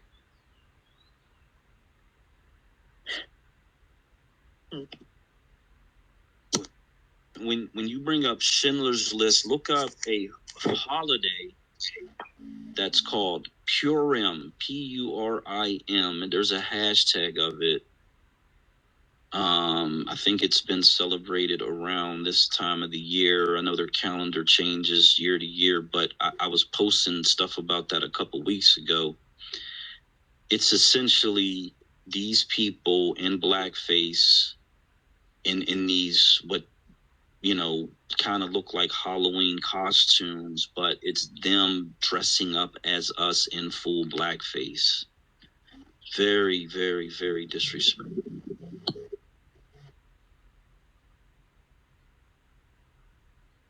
Yeah, so we don't have any friends. We know that. We understand that. And we can't depend on anybody but ourselves. We got to get control over legitimate authority, legitimate power in this country, so that we can protect, prosper, and empower Black Americans permanently. You know, even though that infiltrator came in under the guise of very strange avatars and misrepresenting himself, you know, the thing that we gotta just understand is we gotta get this authority within the hands of our people. We just have to do it. Because again, even if we got reparations tomorrow, and everybody got a check for $300,000, which seems to be where Darity is pretty centered on. 10 years down the road, what does Black America look like? 20 years, 30 years, 50. I mean, you can really stretch that out 100 years down the road. What does Black America look like versus if we and when we, I'll restate that, when we have this political control over these states, what does Black America look like? She said it, segregation did not work. It's failed. Integration is a forced activity, just as much as segregation was a forced activity. And a lot of very intelligent people say America's more segregated today than it ever was. It's just the segregation now is based on zip codes and financial capabilities. So we know that through gentrification and through this continuous wealth gap that sees Black Americans at zero very, very soon, that segregation is only going to continue. So yeah, we have to do both, reparations and Black majority states, and let as many people know as possible so this can happen as quickly as possible.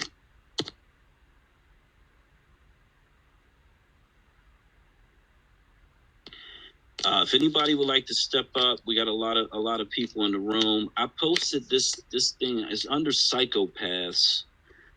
There were 2 of these that came across my timeline, and this is one of those they, them, people, pronouns, whatever it is. And there were 2 of them. One was about a baby, like quite literally about a transphobic baby, which is insane to even think about. And then the other one was about some kids in, I want to say they were like, I know they were elementary. I'm not sure of the age or the grade, but they were very young kids. But they were able to speak. So thank God they could actually speak. But something about one of these kids called this person a she, even though I think they were born a man. And then she's like, no, that's not who I am. And then some other kid talking about they, them, and those. And I'm just like, these are the people that are teaching kids in schools. Like this is the reality of what kids who are born and growing up in this society are going to face.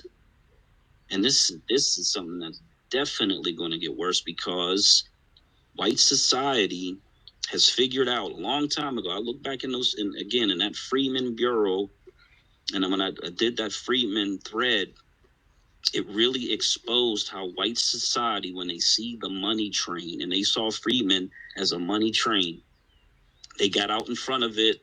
They created all these organizations to siphon away funds so that they can control the money and then spread crumbs to the people who actually were harmed by this country. And so they did this with matter of fact, the Methodist Church, their educational program eventually became a board of education in one of those states. So this is what they do. These demons, man, both sides of the political aisle, doesn't matter. Go for it. Aloe, was that you? The mic was messing up. My bad. Okay, no problem. Yeah, but man, again, when we're talking about protecting our kids, we're talking about building a Black first education curriculum that gives them life skills, gives them actual vocational skills, gives them the ability to go from pre-K to bachelor degree education through the state. This is everything that we talk about, we complain about. Everything that we know this country does against us, we can actually correct and reverse for our benefit under this strategy, under this majority rule plan. And Black America homeland. He has a map. It's got, I think, 8 or so states on it.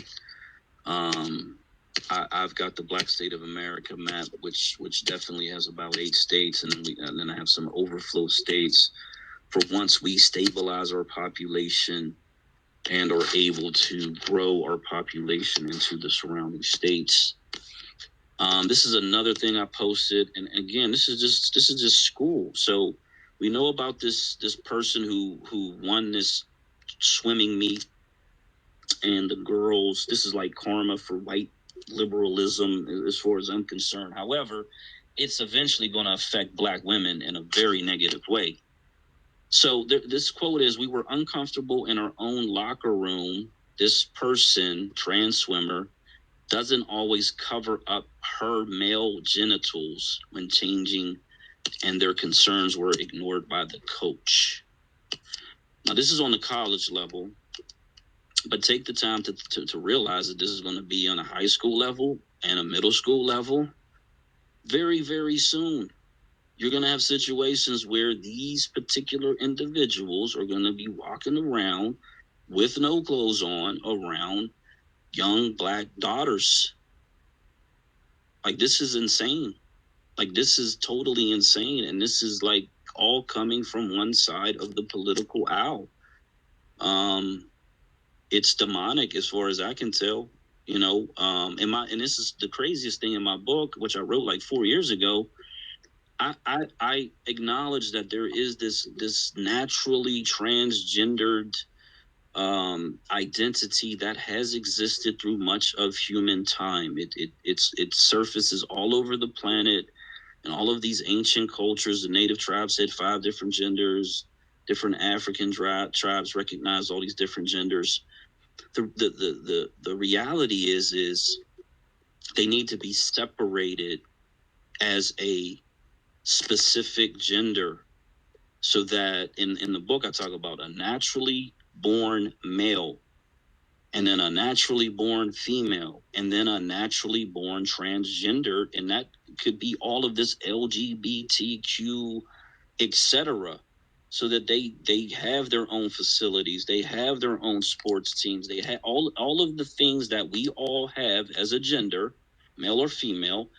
They have the same for themselves, and it's equal and equitable, but they should not be competing in the same space as young Black women, period.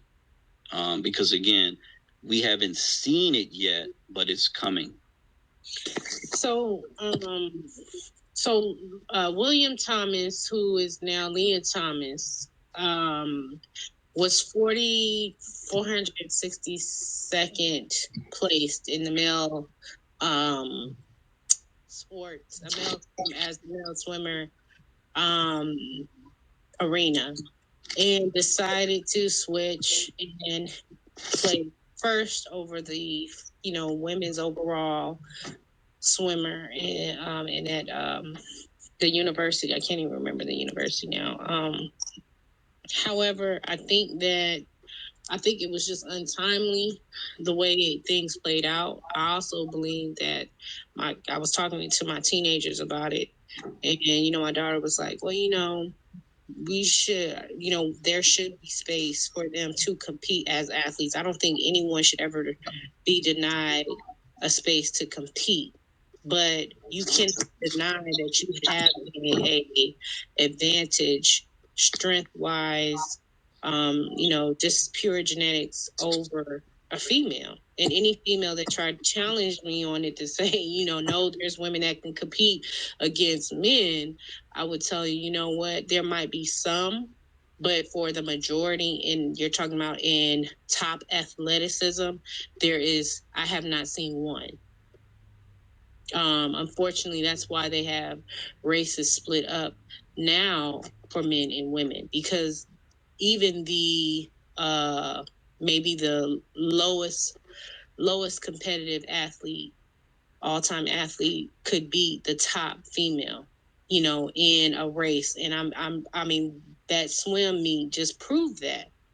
And like even his stature or her stature, and how when they were standing together, you could just tell they had a psychologist. I think a couple of doctors come out and talk about how, now because of the white females are crying about how, it's not fair, blah, blah, blah. So I really think that if it was a Black transgender swimmer competing against the white women, they definitely wouldn't allow that to happen. But because now, they've gotten to taste what it truly is like, and that there should be a space for transgenders, whether you're LGBT. I don't know how all people identify, but if you identify as a trans, I think a trans woman in that regard, and you're that big and you're that advanced, you definitely need to be competing against other trans women or trans persons who are identified as women, and there should be space for that. Or you should be able to compete against the men. And I'm thinking, to me, that would be equal footing versus you trying to compete against women who would never, like that. That's just not possible. It's just not. Yeah. So this reminds me of, I remember a race. It was a track meet where it was a guy, and this was a Black boy that turned into a woman, and he was at the bottom of the men's side. And then when he competed against these Black girls, he ended up winning all these races or whatever. That was a few years back. I do remember that. Yeah, I think that was last year, wasn't it? No, not, yeah, maybe the year before. I remember that. It was a young Black teen.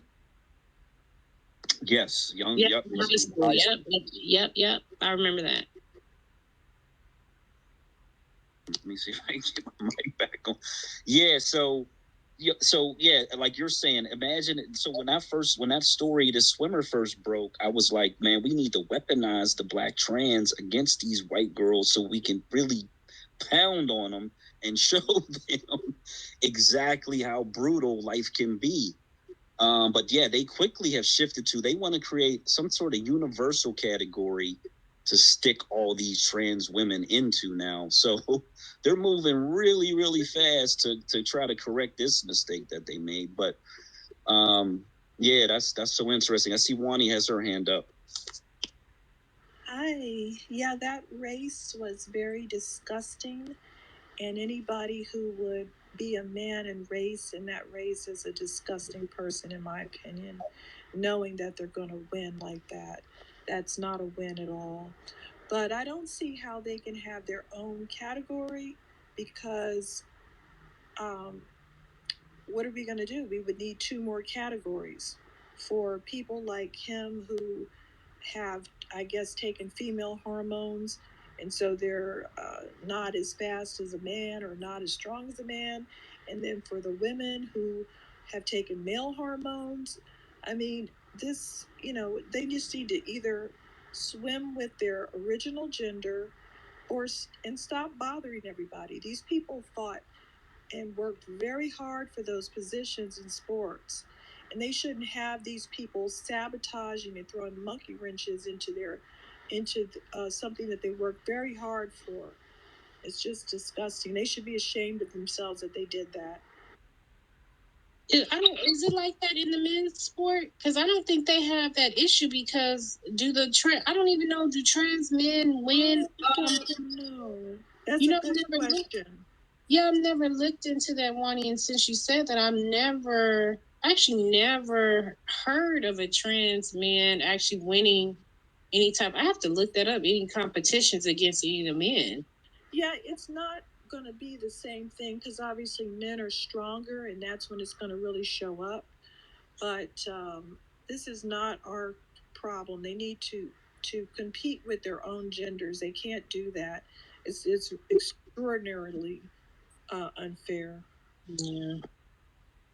Yeah, I kind of remember a wrestler, a male wrestler who became trans, and obviously was beating a bunch of women as well. And I can't remember. I think that was at the high school level as well. But I agree. It's different if you reverse the female to male, transgender person against actual men, I think they can't compete as well. But so the thing about this is if this becomes like a federal law, as this equality thing where they make this a permanent thing, there's really going to be nothing that the states can do, because once it becomes federal law, that makes it very, very difficult for states to get around it. So that's something to really, like, man, like the fight probably was 10 years ago when this first started coming, and people should have been like trying to anticipate, everything that could come out of it. But yeah, the last thing that we really want is for the federal government to somehow, some way make this like a permanent thing. So hopefully, well, that's why it was such a big deal when Ketanji Brown, had the question about, can you define what's the definition of a woman?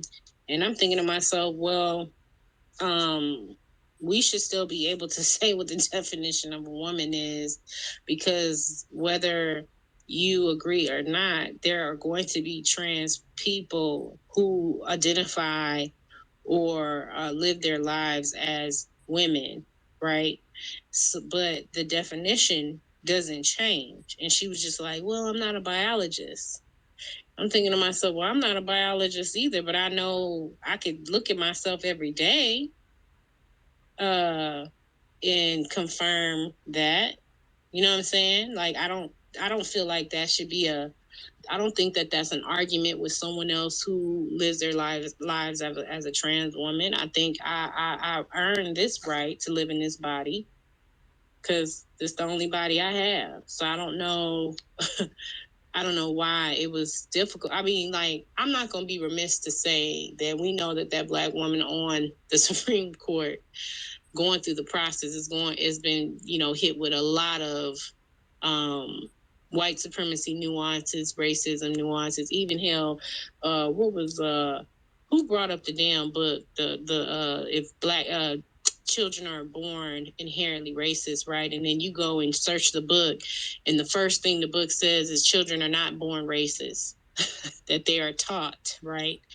I can't remember which idiot politicians. Was that Cruz? Your friend? What was Cruz? Yeah, he's a dummy. And now the damn, the people who, the person, the author who wrote that book, they're making all kinds of money because people pulling it off the shelves trying to get this book. And it just, it's like a double-edged sword. It's like we're given whatever, and then you still got to be like, damn, she's still gonna face racism and hatred and bigotry and what have you not, whether she with a white man or not, she with a Black man, like it's still gonna happen. But then we still have to face the fact that we don't know how she's gonna rule. We don't know what she's going to stand for. And yes, she has a million and gazillion accolades. She served in different positions. You can't take that from that sister. But at the end of the day, like, it's holes. And then we still got to sit here and watch, supremacy practices still happen amongst these people it's crazy. Like, we are in straight purgatory. This is purgatory. I don't care what nobody said. This purgatory. I believe it. Yep. Mm-hmm. Yeah, so I posted about that because that was very strange, especially when, in my opinion, Black women are the backbone of the Democrat Party. That's what they say. I believe it. For her not to be able to define woman, to me, I mean, I don't care about the politics. It just seemed very bizarre. And then they really drilled down on her about her convictions and or lack of convictions for like pedophiles and child pornographers or whatever. That seemed extremely bizarre to me as a mother, as a father. I mean, like, whatever. I just can't square those two issues. Of all the things I've seen from her, those two seem to be so bizarre, from her being a mother and wanting to define what a woman is because she's a mother, she's had children, and then also wanting to punish people who harm children. those two things to me really just like, man, I just couldn't. I don't know. I can't get past those two thoughts. But Ms. Brooke is up. Hey, yeah. She is not a friend to us. I know you can never really say what the future holds. There's always an opportunity that it might be different, but she's not for us. You know, the Lockheed Martin case, there have been some other things before then where I haven't found them, but I've seen them or heard about them. I was reading about the Lockheed Martin case, and they were saying like, oh, she's let down Black folks before. And her heritage is of Jamaica, I believe. So she is African.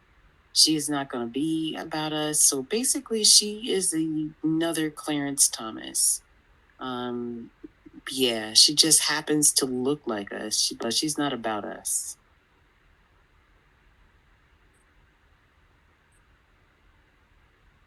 And I land my plane back. Yeah, I can't dispute that. I've not seen anything about her heritage, but I'm sure it's gonna pop up.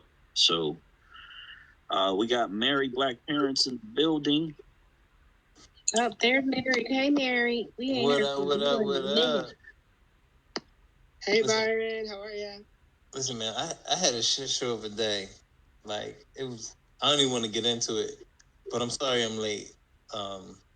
Yeah, so I don't really have much to say about either of the last two topics because partially that's not my bag. So I just want to jump on and say what's up and listen to what's happening in the room. Why you can't speak on it? Why you can't speak on it, Byron? Message discipline. I mean, like, I don't believe in blowing in the wind, or spitting in the wind. Like, I don't have any particular near Yeah, term. but you can drive Miss Daisy. Where? I'm not an Uber, so like, I caught my kids around, but like, that's about it. They got lifts. Yeah, right. You know what I mean? I'll give them a lift. Like, why pay lift when I can just, go crash into something myself? So, but yeah, so what y'all have for dinner? I had pizza. You know. Yeah. So what did anything important happen this week?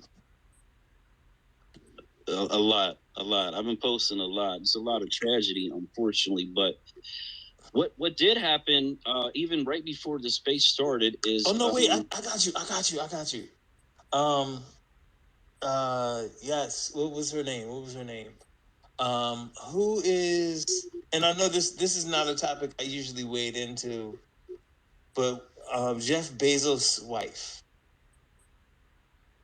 Mackenzie Scott, yeah, she donated what $275 million to Planned Parenthood. Mackenzie. Yeah, Mackenzie sounds right. His ex-wife. Right. Yes. His ex-wife. He got a new one already. Amazon ass. They got their delivery schedule on point. Lord, boy, I need you to focus. You've been drinking. Let me go get my bottle of wine. Hold on. Right. Only if you toasting. Otherwise, I'm like, no. But no, she donated $275 million to Planned Parenthood, and I was like, yo, that's dope, right? Or not? And then somebody had that in like two, like, I'm scrolling through Twitter, and like 2 things later, somebody posted a picture of the founder of Planned Parenthood, who was quoted saying, like, don't let anybody know, but like, we're about the extinction of the Negro race. And I was like, damn, that's great. Yeah. That's actually the first thing in the jumbotron. We did have a short discussion about it earlier about that particular topic for sure.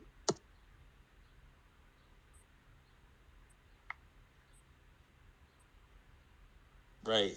And what I'm kind of curious about is there's Priscilla.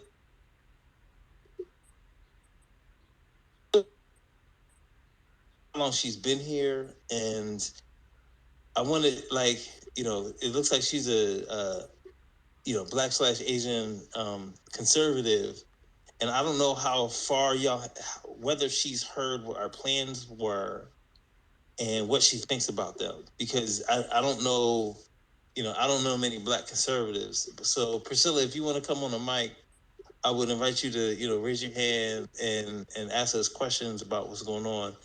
But hey Byron. Yeah. You said you don't know many Black conservatives. I thought you were Black and knew Black people. You thought that I'm conservative. Like most Black people are pretty conservative, dude. Like, you know plenty of Black conservatives. They just might not be Black Republicans, but you know plenty of Black conservatives. I mean, listen, I would consider somebody a Black conservative if they did not vote Democrat. I don't know many Black people that don't vote Democrat. Like, I wouldn't call anybody a vote, a conservative. So I just don't know a lot of, non-Democrats. And she's okay. I'll let you go with that, man. I'll let you go. Her bio said that she's like a chair of the GOP or something.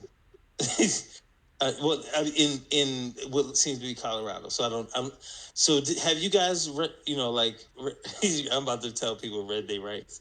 Have you guys gone through the spiel of like us going to Delaware and everything lately? Or yeah. Hey, run it down for sure. Okay, cool. I'm trying to get good at this. So like when I get on somebody else's Twitter space, I can be like, yo, 0.1, 0.2, 0.3. y'all be easy. All right. So basically, for anybody in this room, the Black majority state rule is an idea created by Gray Blebar Social, which basically says what we need to do is we need to, also in Black American Homeland have, earlier ideas. I'm just talking about the iterations. There's a lot of people that say, everybody needs to migrate south.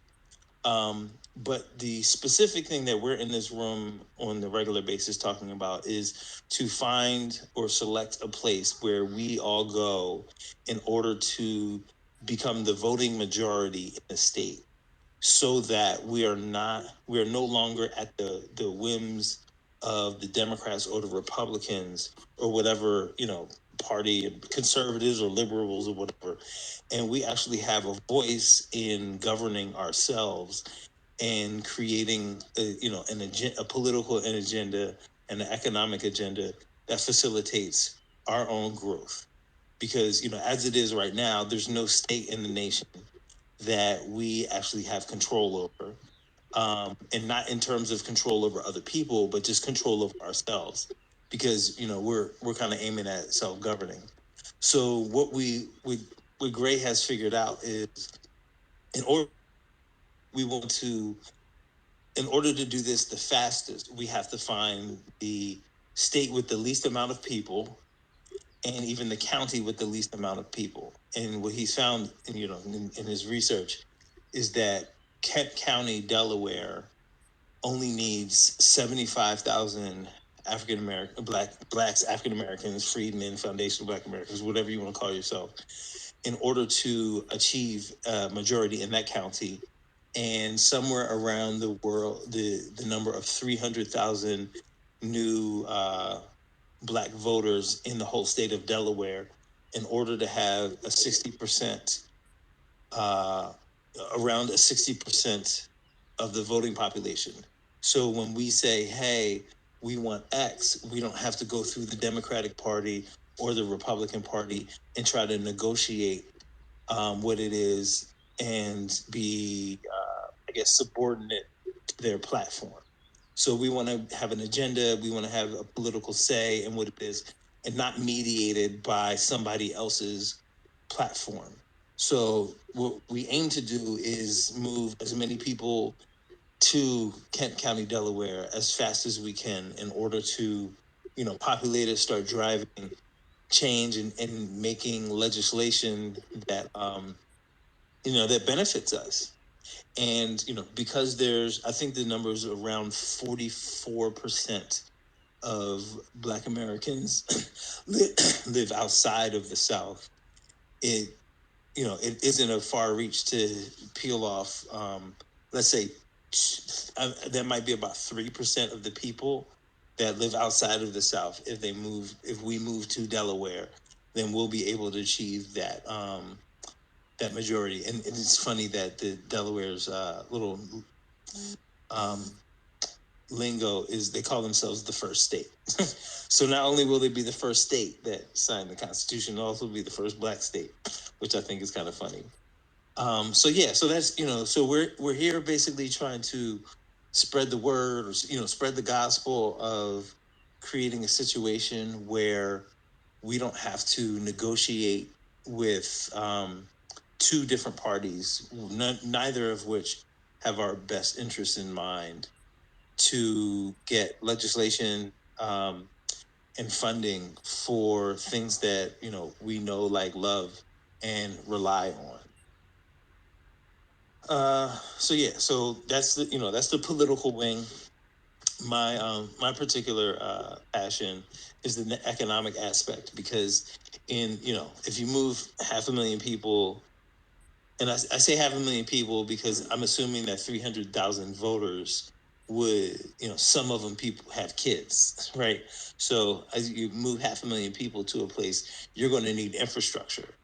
And instead of having to wait for billion-dollar developers and to figure out what is super profitable for them, what we will want to do is create, some type of development fund or some network of funding, whether it's people moving in by themselves, whether it's crowdfunding something to start to build the infrastructure in rural towns, so that we convert these rural towns into bustling cities, or these little little cities into larger cities.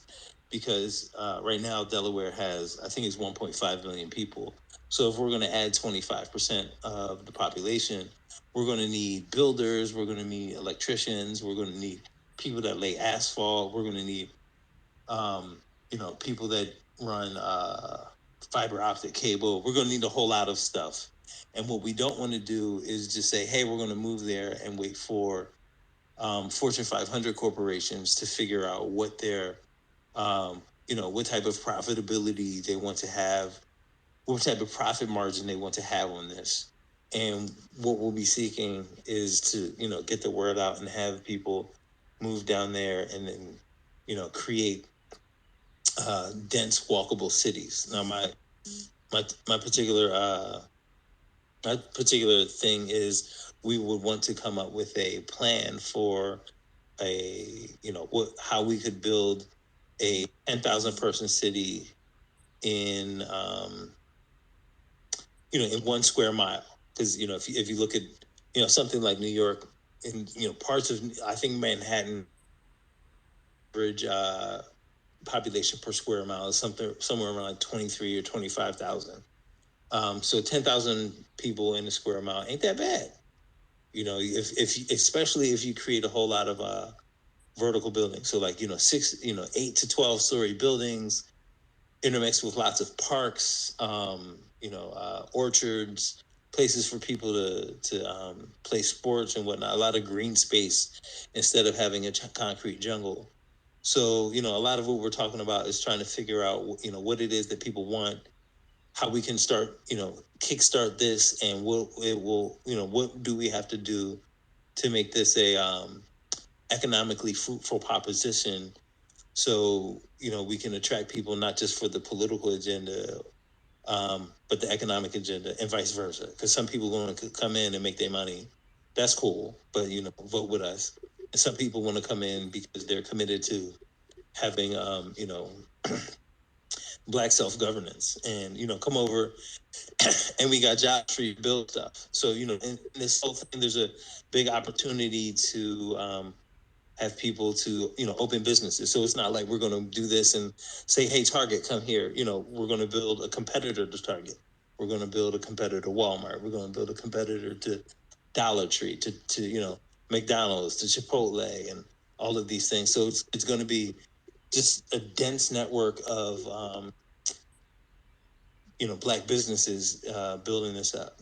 So it looks like so just I just want to shout out to my homie Dolio. I've been rocking with Dolio for many years. I know he's he from the South. He don't even like the phone. I'm not saying that he needs to speak, but what's up, bruh? And it looks like Brooklyn wants to say something. What's up, Brooke?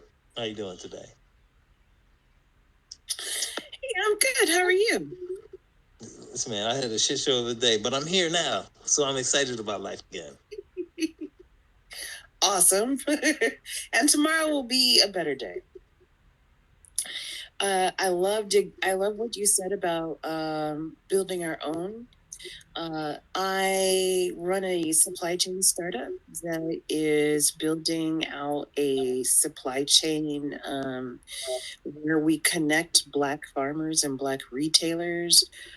Excuse me, not listen. I'm a DM you, and we're gonna exchange numbers because I love supply chain. Like all right, so so I don't even have to wait till tomorrow. It's being a better day. It's already like listen.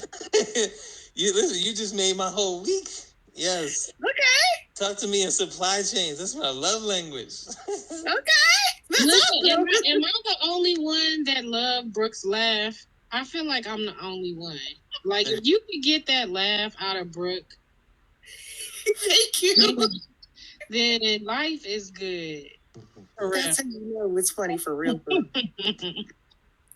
Well, okay, so then, just so I don't want to leave everybody else hanging. So yeah, we're connecting Black-owned restaurants and Black retailers to Black-owned farms, and then we're driving the products using Black-owned trucking companies. So it's Black-owned, Black-owned, Black, and then I'm Black, so it's Black on top of that. And so yeah, we can take control of our food, of our destiny, and we don't have to be subjugated to this food shortage that what's his face talks about, because that's not really all that real. Are you talking about that young man's father? Old man's father. That's so sad. TMZ was it TMZ that was posting a video of him?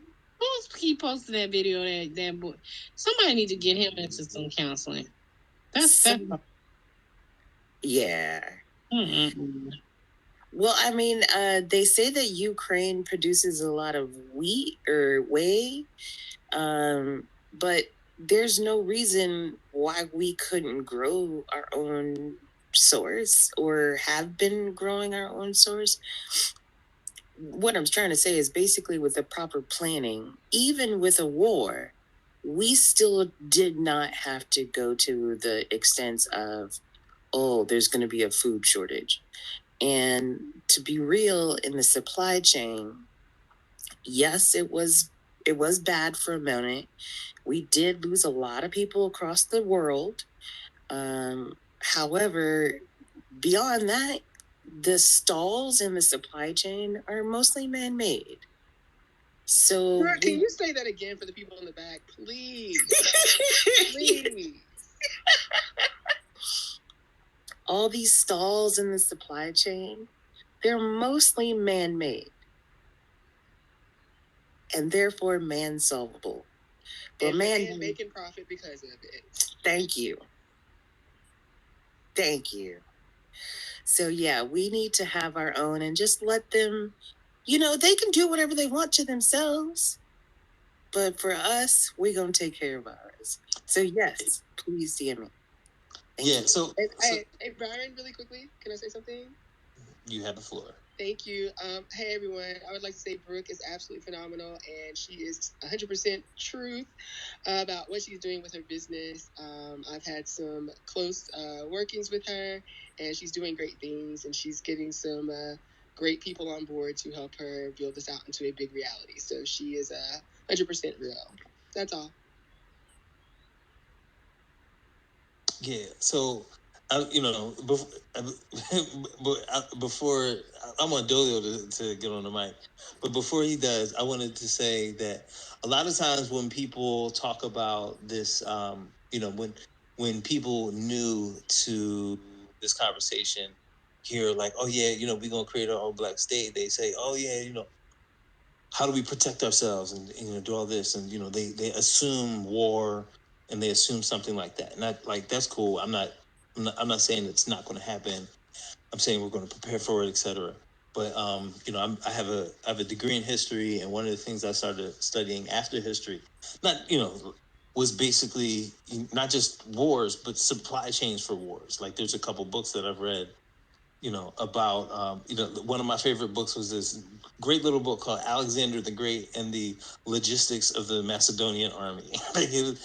I tore through that. I was like, yeah, this is fantastic.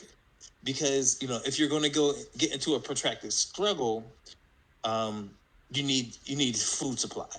Like, if anything else, if you can't feed your people, they ain't going to be on your side for long. Because, I mean, people want to eat, and people want to be on whatever keeps them alive. And getting the supply chain down is super important.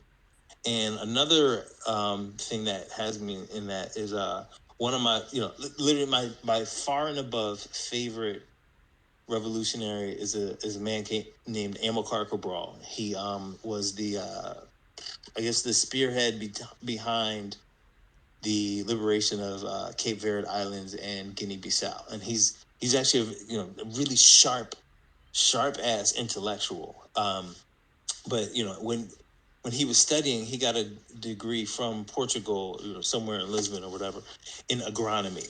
So basically, when he was there and he went to the rural parts of Portugal, and he realized that all these farmers were using fertilizers, and the way they were doing the soil, there was a lot of runoff and erosion or whatever. So he found people and techniques or whatever, and then what he did is he taught these people how to farm differently.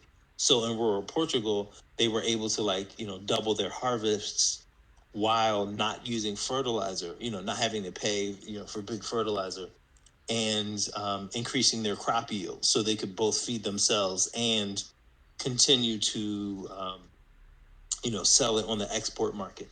And then when he got to Guinea-Bissau, when he started to get into armed struggle, he did the same thing. So he actually trained his fighters as farmers. So instead of just having fighters that would go to a place, they would go there and teach the locals how to increase their crop production, so that they get both feed themselves and create a network of trade among themselves, and have and they created depots and warehouses and stuff, to export stuff outside of Portuguese control. So, like, the whole notion of having a supply chain is super super in the stuff that excites me in life. So I just wanted to say that. So Brooke, yeah, we're gonna be besties.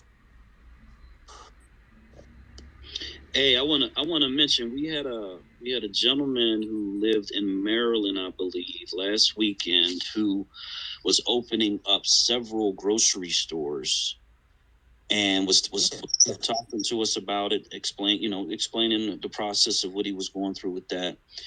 And he mentioned this high speed rail. So when I looked up I did the research, I put it in the Delaware thread. They're going to start with DC to Baltimore airport. That's the first leg of it, but eventually it's going to go through Wilmington, Delaware, up to New York City. And this is high speed rail, magnet rail, whatever the case. I think they said 45 minutes from DC to New York City. and it's going to have all these multiple stops in between. So they said that this is the 5th largest economy on the planet. If you go from New York City to DC, with Wilmington, Delaware sitting right smack dab in the middle of it. I think that the another slogan for the state is the Diamond State, and I often call it the Black Diamond State because that's what it absolutely must become. We know about the corporations who have their headquarters there. This state is prime real estate for us in every way, shape, and form. It has Wilmington, which is the dense urban area, the city of Dover, which has the HBCU, but then it has a lot of land, a lot of like just wide open spaces. And, a couple weeks ago, I introduced this half-acre grant to Black American families who vote for this Black majority government to come in. This is something like what Brooke was talking about in terms of Black farmers. This is our opportunity to put Black Americans not only in ownership over the land, they can lease it out if they choose to. They can live on it. They can farm it. Whatever they choose. Again, it's all about giving us more options, and the state of Delaware gives us plenty of options. The current state population is actually under 1 million. And when we add the 300 to a half a million, yes, we would hit that 1.5. But in terms of the density of the state, compared to the city of New York or Long Island or however that city is, equated to land size, the state of Delaware, as small as it is 1/6 the density of the city of New York. So there's a lot of wide open spaces, a lot of opportunities, and this is something that we definitely want to take hold of. I know you brought Dolio up. If he's ready to speak, he can go for it. Am I in the Matrix or are you in the Matrix? Is it me, guys? They put him in the Matrix every chance they get. Sometimes the speakers can't hear a person, and I've noticed that in some of the rooms I've been in. So I don't. Sometimes it's just the speakers that can't hear. Sometimes it's everybody. But just let me know. I'll go back out and come back in. Yeah, because it sounds like a maybe some sort of interference or something. Hey, Rella, it may have been you. I can hear him just fine. Me? Okay, I'm I can hear him fine. Doesn't mean everybody else could, though. Okay, I'll go out and come back in. Hey, Dolio, would you like to share something with us? The floor is yours. Yeah, I mean, I'm not necessarily sure what I contribute to this exactly. I do actually work in Wilmington, Delaware. I teach at a school that was basically designed to get more people into, I guess, the tech field because of really kind of as a way of redistributing, I guess, the wealth that is coming out of Wilmington, Delaware. Because I mean, I'm sure most people know just how many Fortune 500 companies are based out of Wilmington, Delaware. There's like billions of dollars flow through that city daily. So like just from the window of my office, I can see, like Rolls Royces and Bentleys and Ferraris and stuff pulling out. And then just blocks away from that is the projects. So it's like basically all this, obscene wealth. And then footsteps away from it is abject poverty. And the only real barrier to that is just getting past the gatekeepers to get to that. So what we do is we just train people in various ways of software development and to getting them into these positions, basically just taking them from below the poverty line to getting 80 up to sometimes 100 K out of the gate in entry level positions. But I'm definitely on board for a state takeover, and Delaware is ripe for the taking. As far as that, I mean, the real estate is really cheap, and it looks like they're planning on trying to make Delaware be the next tech hub. Man, that's super valuable information. you are extremely valuable to everything I talk about because you're on the ground there. I plan to move there next spring. If I can get there sooner, I will. But man, I need you in this space every week. If you can do it, we do it every Saturday. So we can get some on the ground information because that's extremely valuable for the people who are already considering making that move. There are some people in this room that are really considering it, and so having some eyes and ears on the ground is extremely valuable. Yeah, so all I heard is like Dolio is going to be like the next state superintendent of public instruction or the president of like Delaware State University. That's what I heard. Now that's actually more likely to be our homie Tariq. Yeah, all right. So let me throw a little context around this. So I went to University of Pittsburgh, and I met a guy named was Tariq Hook, and we took like a programming class together. I didn't like it. He liked it. He became a programmer, and he started actually two different startups. One was in conjunction with one of the like the DuPonts or whatever bank it was. And I think then he left that because he didn't like it, and they didn't let him play enough Wu-Tang. So he started another one. And so basically what they're doing is he's churning out Java developers that then go into the banks that build and support the bank's infrastructure for payments, et cetera, et cetera. And Dolio is one of the teachers. I also want to say that so I think I'm pretty smart. I get in places, I get in arguments with people, and whatever. So Dolio is one of the people that I'm like when I say smart, like I don't understand how a person could have so much intelligence packed into him. He is an MIT grad. He got a degree in mechanical engineer. He's a software engineer. He rebuilds cars. He is a international MC in a bluegrass hip hop band. And if you don't understand what that means, right, like it doesn't make sense until you go to their shows and they fucking rock it. So the and Dolu's on the ground in Delaware and whatever. So um, yeah, and he just texted me a couple of when I was talking about taking over Kent County, Delaware. He said that there was there was a county in Florida that only needed like 3,000. Yeah, actually, my numbers were wrong because I had to go back and look at my notes. It's actually about 19,000. It's Escambia County, Florida. That's actually where I'm from. That's actually Matt Gates's district. And that's how many people it would take to get rid of Matt Gates. Yeah. So yeah. So Dolio is actually one of the people that inspired me to think about or come up with the idea of a married black parents, because we used to hang out with him, his wife and kid, and her parents. Like we would go to their block parties and eat the best empanadas you've ever tasted.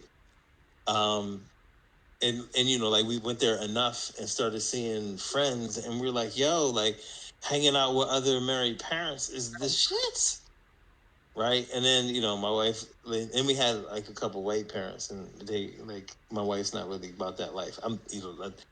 I I'm fine with it, but I did find that there's a lot more camaraderie when everybody's black. So like Issa said, I'm rooting for everybody black. So yeah. So this is super dope. Actually, Dolio, I've been trying to I keep forgetting that I be trying to get Dean up in here. Who is Dean is like a he's one of our elders. He's a coder too. He was a mentor to Tariq, and he worked on like DVD encryption back before like DVDs came out or whatever. And I don't know exactly what he did, but he's definitely I definitely see him in spaces talking about Malcolm X, because who doesn't love Malcolm X, right? So yeah, so we're what we're about is trying to make sure that we have enough people coming into Delaware. We created a nice little economic system to supply this, supply ourselves, the stores we need to build and whatnot, so that, it's not that we just show up and move and the Fortune 500 companies then, set up shop close to us and then we drive there. So that's actually one of the reasons that when I talk about having a dense walkable city, what I'm, like the easiest way to think about it is go to a shopping mall, and you see all those stores there, right? And you see all these parking lots. And so instead of just having the mall there, or even like a strip mall, like, where there's like a BJ's and a grocery store and like a Lowe's or whatever, you just build 10 stories on top of all of those buildings, turn the parking lot into half parks and half other 10-story buildings, and the wham, you have a city. And all of the supplies are like downstairs or across the street. So instead of having to pay $10,000 a year to keep up a car to reach the store, you just hit the button on the elevator and all of a sudden you downstairs in the store. So like when I think about like having a political revolution or economic revolution, I'm also thinking about different ways to design a life that aren't that aren't currently popular. Like, I want all of these places to have like a little, well, at least the first couple to have like, I want to build an amusement park in the middle of the city so we can have hotels and people come to see, see what it is. So like all of a sudden you're like, oh, well, I want to have a conference. Well, listen, have it in Delaware. Wow, what's in Delaware? They got amusement parks for your kids. They got daycare in a hotel. They got this, they got this, they got this. So it becomes not just, a place to get away from all of the CRT mess. Not the CRT is a mess, but anti-CRT, sorry.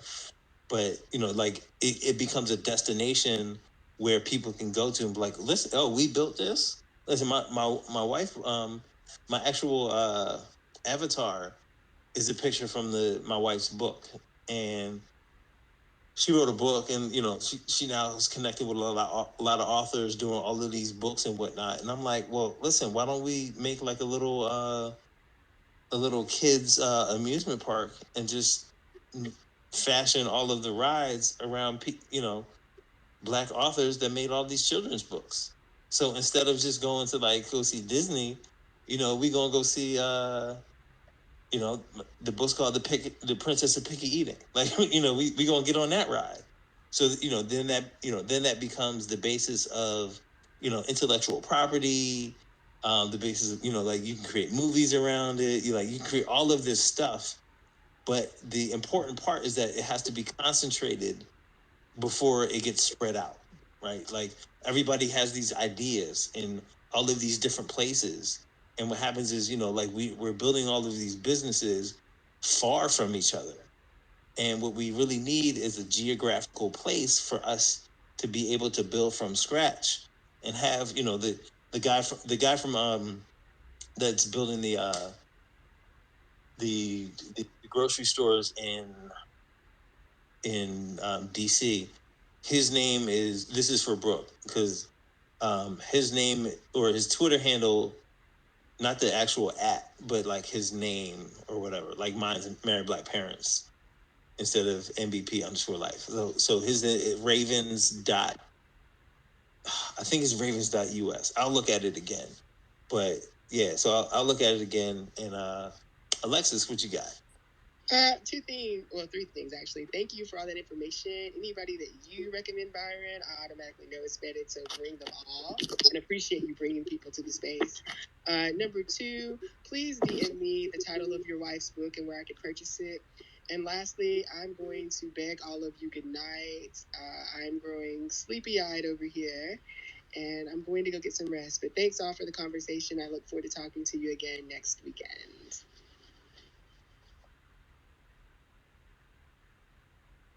You breaking up, Alexis? Yeah, you were breaking up pretty good. Black American Homeland, can you mute again? You guys didn't hear anything that I said. Do you hear me now? Yeah, no, I heard you say, please DM you the book.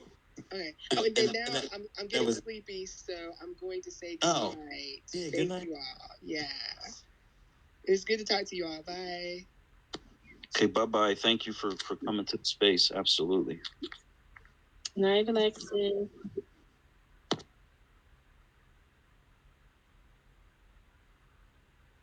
So was one of the questions, what was the title of the book? Could you give that title out again?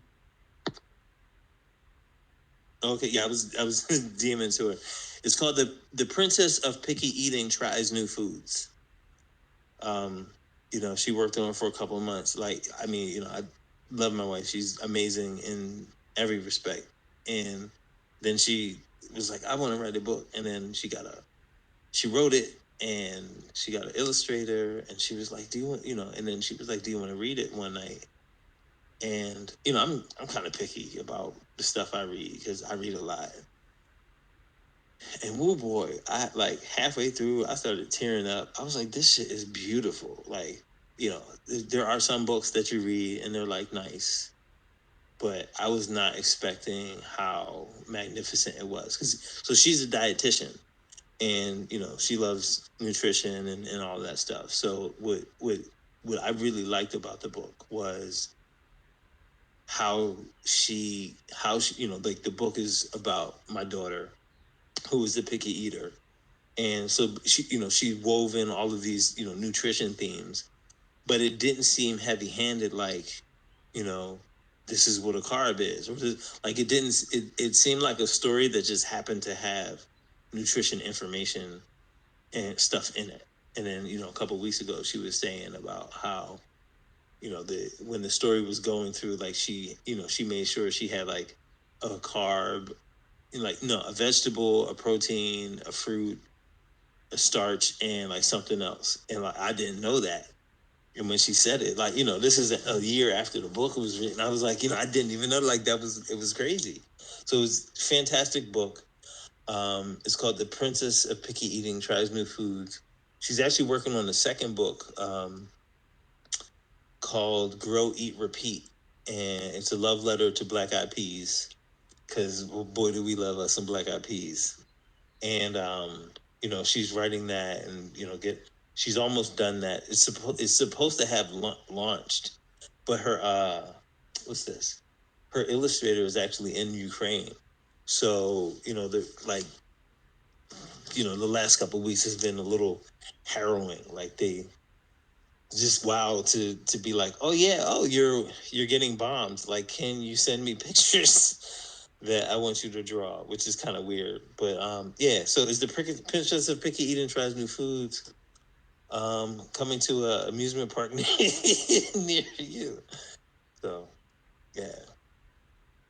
But if anybody else you know in the room has any questions or comments, you know, we don't bite. Well, it is nighttime, and but you know, we don't bite new people. So if you have any questions or comments, feel free to ask. You know, just raise your hand and be a speaker, and then I'll try not to interrupt you. So Awesome. Let me talk about this. I put this in a jumbotron, and it was about I guess a year ago or so. Delaware put the governor signed legislation to put the state on the path to a $15 minimum wage, I believe, by 2025. And what I say is basically what we could do and what we should do, and really what we must do for Black Americans is have a minimum wage that's livable and that is attached to some sort of economic indicator so that it doesn't stay static. Like these current minimum wages have been the same for like over a decade now, but so that, you know, it basically moves up as inflation moves up, as the economy grows, et cetera, et cetera. And I'm sure we have Black economists that can do those tabulations and figure that part out. But you know, that's something that I've seen over my career. I remember when minimum wage was like, I want to say it was like $3.80, and that was actually when they raised it, so it had to be much less than that before that. So That, that's just an area of white society where they know that they are marginalizing large proportions of our population in these minimum wage jobs and careers or whatever, dead end jobs, et cetera, et cetera. So that's something that I would certainly want to happen. And then I on this Delaware thread as well, I posted about the state of California, and actually this is the University of California, which has over 1,800 four-year colleges and universities in their system. They decided to get rid of the SAT and or ACT for admissions. And, again, in this Delaware thread where I talk about having pre-K through bachelor degree and or vocational skill trade equivalent education funded through the state completely, where you wouldn't even have that requirement on the state level through state schools. You would still have private universities, you still have the HBCU, et cetera. But as a state funded school system, you would get rid of all of these things that we know have been used to keep Black Americans out of higher education and higher career opportunities. So I wanted to highlight that as well. Yeah, I mean, the cool thing is that Delaware is starting to make those moves already because we've got people, brothers and sisters who have been moving up into the State Department of Education and the Labor Board. A lot of our funding comes from the state, so like, sorry, didn't want to jump in there on it, but if you know people that live in Delaware that would like to get into tech, if they, depending on what their financial situation is, they don't even have to pay to go to our school. That's a beautiful thing, and yeah, so it's something where we would want to make it universal as well. And that's actually good. So that says not only is the ground fertile, but it sounds like in a lot of areas they recognize some things or missing for people who have not had these opportunities. So they should be open to us coming in and really solidifying these opportunities for everybody across the board, so that no one's left out within that state. Because again, as we go into individual states, or influence of what can happen is really limited to what goes in that state. However, we create models for other states to hopefully mirror and hopefully repeat in other states like South Carolina. So yeah, that's good. It all sounds like they are moving in the right direction.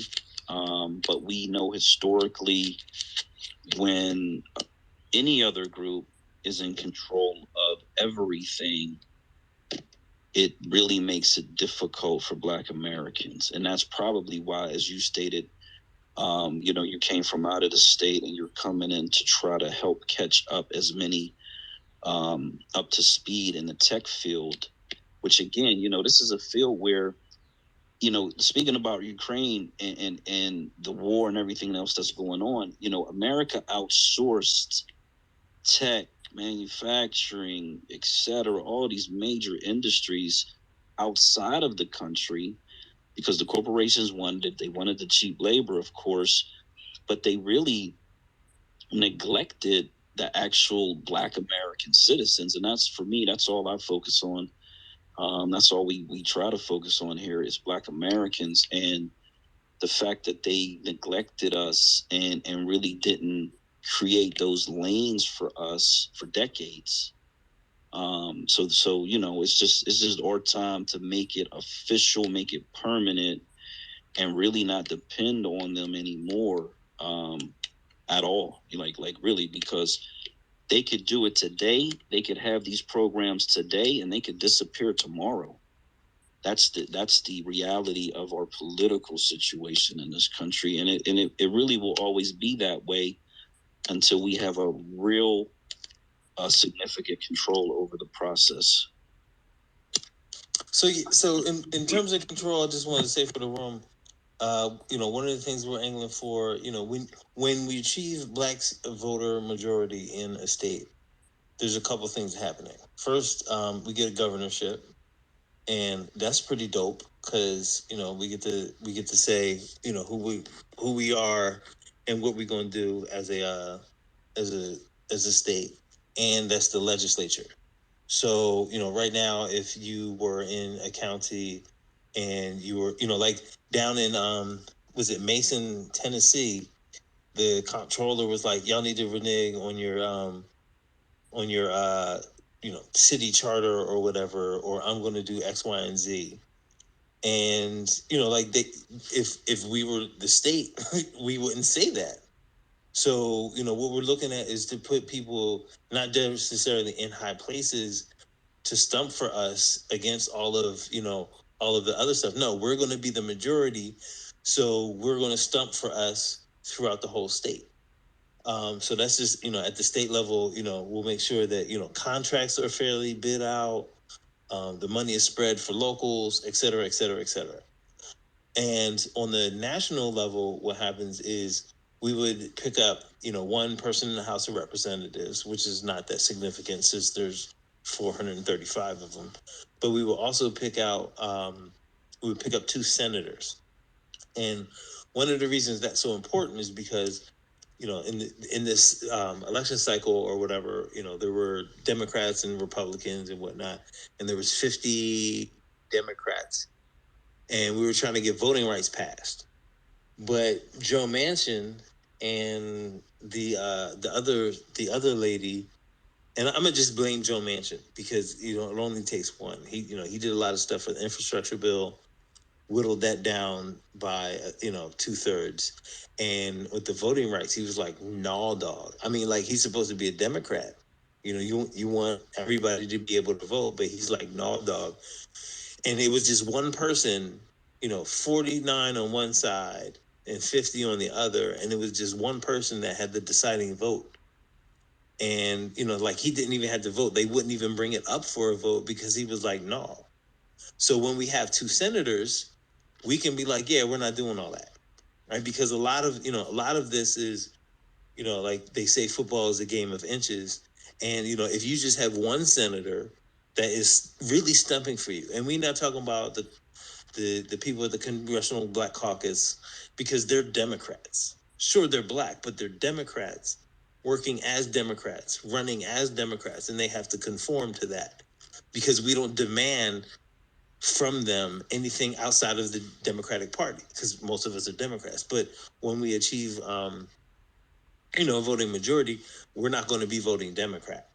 Like we're not falling into anybody's line. I don't know what the name of the party is going to be. We could be freedmen. We could be, break dancers. We could be the WAP party. I don't care. But as long as it's not the Democratic Party or the Republican Party, because we would then have to bow down to their political machinery. We would have to align with whatever their objectives are, et cetera, et cetera, et cetera.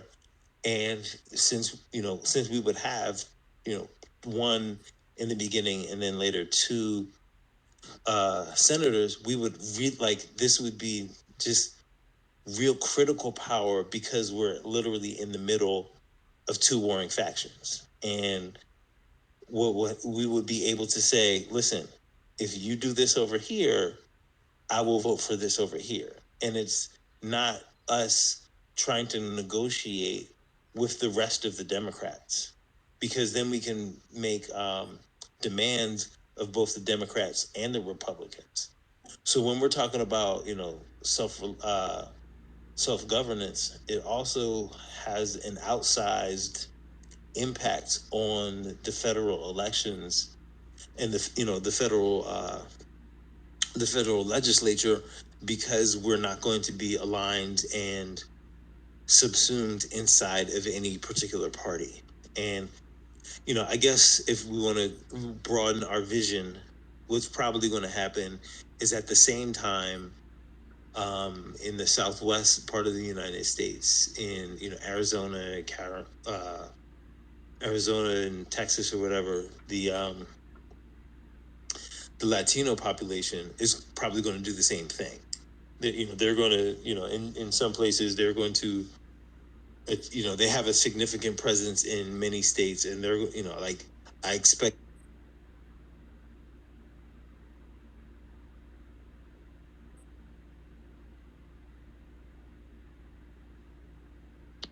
Yeah, did I say something bad? No, I hit the wrong button. My fault. Oh, okay. Yeah, so so this moving to Delaware is not just a self-serving thing. It's a situation where we can have an a not even outsized impact. We could because we're 13% of the national population.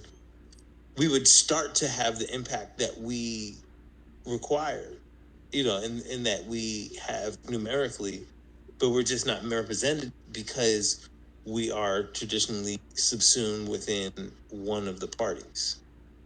So I just want to throw that out there. Yeah, I'm gonna reiterate what you said. So Democrats are blue first.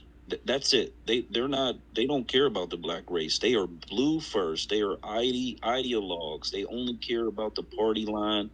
That's controlled by white people. Republicans are the same way. And in a space earlier, Marcel talked about it, and Tamara Shealy, she talked about it herself in another space. But they knew she was going to win her election in Georgia. They ran a candidate against her to torpedo her campaign and this is from her party, quote unquote. So this is what they do. Either they won't fund a black first candidate, and I think Marcel was sort of alluding to that today, that even if he does win, he doesn't feel confident that they will back him financially. This is how they operate. This is who they are. They are blue first. They do not care about black people. That's just the reality of it.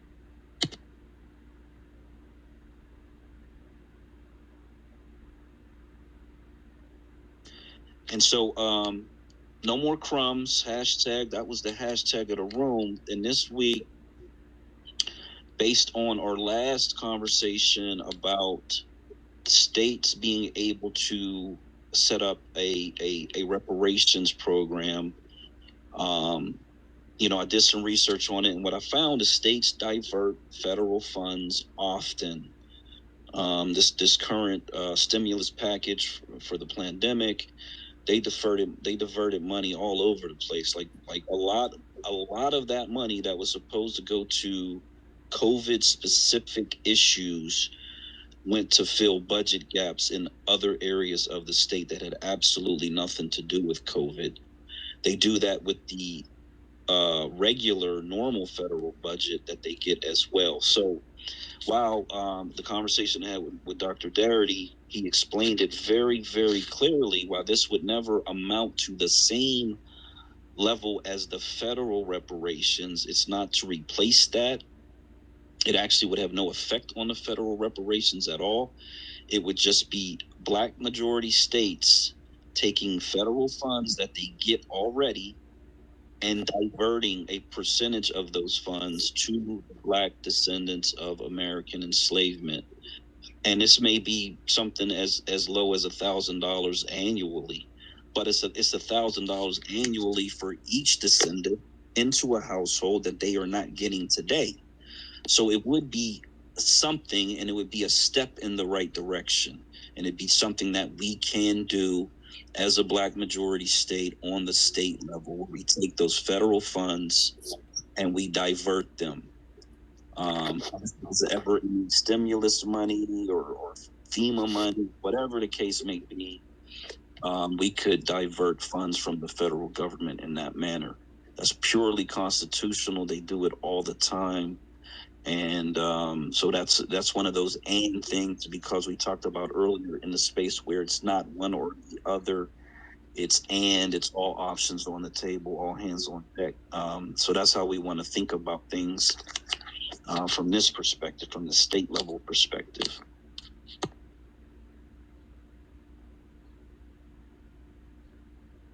Hey, Blavar, I'm actually getting ready to go. But I love actually having those conversations. So I'll make sure I'll come back in next Saturday. Thank you so much. I appreciate you coming in, and absolutely have a good night. Always good night, everybody.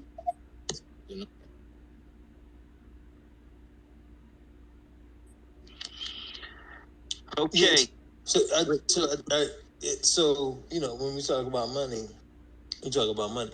I know in PA, I think I saw a figure that they use like $4 billion for like prisons and police. So I was like, I got to go because that is, I mean, absolutely ridiculous, absolutely ridiculous. But in terms of you know, rerouting funds, I want to talk about on the both the state level and the I guess the personal level. You know, yeah, the personal level. So, you know, like, you know, when money flows through something, you know, it feeds it, kind of like sunlight and, you know, water feeds plants, right? And then what happens is when you shut that off, stuff starts to die. So when we're talking about becoming a black majority state rule, you also have to realize that there's going to be a lot of other economic consequences. So for, you know, like right now, the majority of black people in America rent their homes. So if we you know, start peeling off 2-3% of black citizens, and instead of them you know, renting wherever they are, they start moving unmasked to where we are and buying their own homes. Two things are going to happen. First, they're going to be able to build their own wealth, and you know, 30 or 15 years down the road, they just going to be rich because they don't have a mortgage. So that's one. And the other is there's going to be, you know, fallout in the places that we leave because the black people are no longer a revenue maker for wherever they are, and that's on multiple levels. Like Target ain't going to get their money, the Poppy store ain't going to get their money, and these people won't, you know, be able. They won't be working jobs in order to pay taxes to wherever they are. So when we're looking at creating this, we're, you know, when as we move to Delaware, the amount of money that Delaware gets is going to increase. It may not be a whole lot, and it may not be soon, you know, but there is definitely going to be re a realignment of where power goes, because, you know, Delaware is just the first place. We're not trying to get 10 million black people to move to Delaware. We'd be like, okay, cool, you know, we got our 500,000 people in Delaware, and then we say, okay, listen, stop coming to Delaware. We're gonna fill up the next state, which happens to be Mississippi. So what we're looking at is creating a situation where we have a pipeline, or you know, a fire hose of people shooting at the next, the next state that needs more population in order to flip that state into a majority black state. And so Delaware is the first, Mississippi is the second. I forget what the others are. But you know, like, we just have to make sure that when we're doing this, we're intentional, that when people move, that they know, like, the aim is to create a black majority state. Because I know that I'm, like, you know, long term, not, you know, short term, but you know, if we flip Delaware to majority black state, I'm the next day I'm gonna move to Mississippi because, I mean, you know, we going, like, if you're gonna do it once, you gotta do it twice, because, you know, like, this you know, the black majority state isn't just like, hey, everybody move to Delaware. It's, you know, we have to have a cadre of people that are willing to pick up and to move wherever we need to go. And that cadre of people is going to have, you know, the wherewithal, the skills, the family, the manpower, et cetera, to, you know, systematically move to the next place, so that we are the you know, we're making sure that, you know, not only do we have the two senators from Delaware, we then have the two senators from Mississippi, and then two senators from I don't know, it might be Alabama next, or, Arkansas, or, whatever that state is. And while that's happening, we also need to start thinking about how are we going to get the message to people that live in, Chicago. Like, where do people from Chicago go, right? So, I was thinking about this a couple of weeks ago. Of, like, what would the natural migration patterns be? So, everybody west of Texas, so like everybody from Colorado, and California and Utah, and the 4 Black people from Oregon, they all need to move to Mississippi because that's literally going to be the closest state. The people I'm kind of thinking would move to Delaware are Black people from Philadelphia, and New York, and mostly because like Delaware, still has cold winters, and some people are really not for that, that hot mosquito summer, right?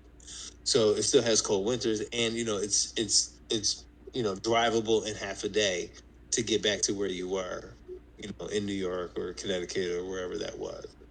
So when we're thinking of Delaware, and I think Chicago. I think Chicago was Alabama. A lot of people in Chicago were from Alabama. I was talking to my dad, who he knows a shit ton of history, and he's like, "Oh yeah, this state they went there, and this state they went there, and this state they went there." Like, I think South Carolina also went to Chicago or whatever. So this reverse migration. There's definitely going to be people doing the natural reverse migration, like, oh yeah, my great grandma was from here, so I'm gonna go there.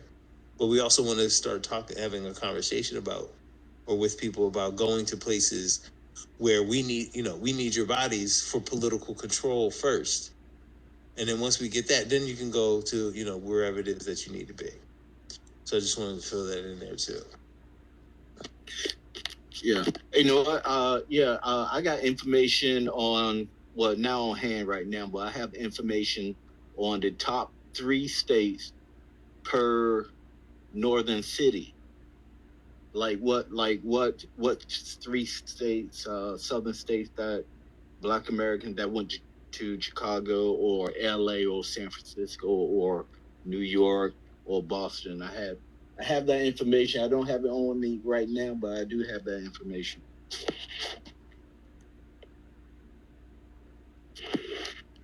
Example, like Chicago, I think the top 3 southern states that went to Chicago is Alabama, Tennessee, and Mississippi.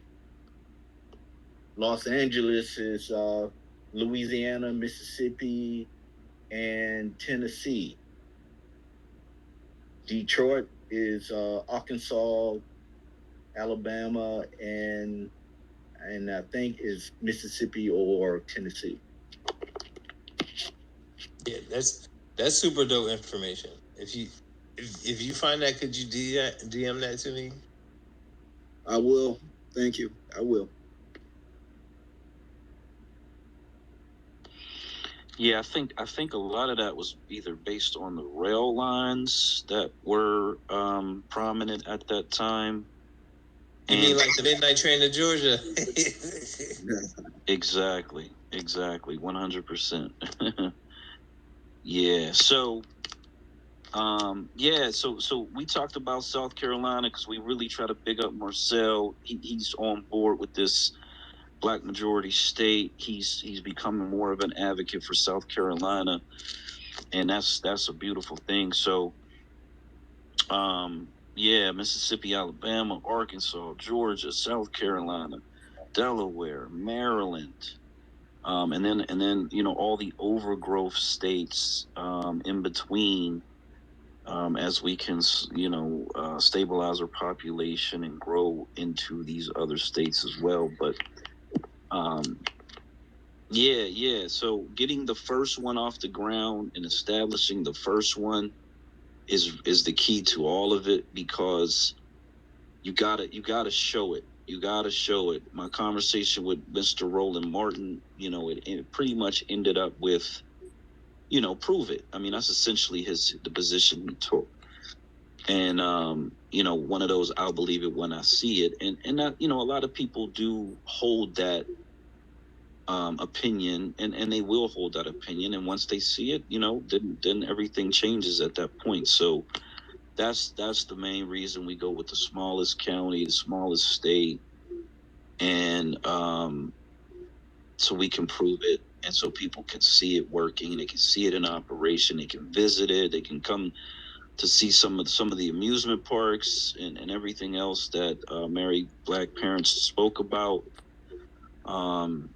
And then through word of mouth, this will obviously become a viral story, not just online, internet. It'll be a national news story, more than likely a global news story, and yeah, it's the way to go. It's the way to do it, man. Yeah, I remember Judge Joe Brown said once he becomes the mayor of Memphis, he's definitely going to promote Memphis and Tennessee as the Black Mecca. So some of these states, some of these southern states, if they can get celebrities behind them, I mean that can be a great push or a great pull to those states if they can get celebrities behind those states. Yeah, I was in that space with Judge Joe Brown, and so I heard that as well. He's certainly a good advocate, certainly somebody that people would want to be around, and so yeah, absolutely. Tennessee, it needs a lot of our population. I mean, it's a really high number. So that has states like that. It's a challenge. It's not impossible. But having someone who is a celebrity certainly does add to the attraction for sure.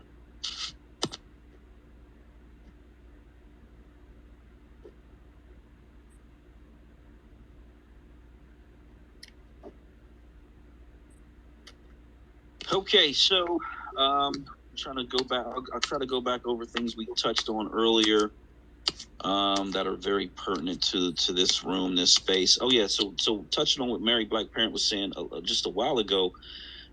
This poster, someone reposted it, but I'm gonna just read what he posted.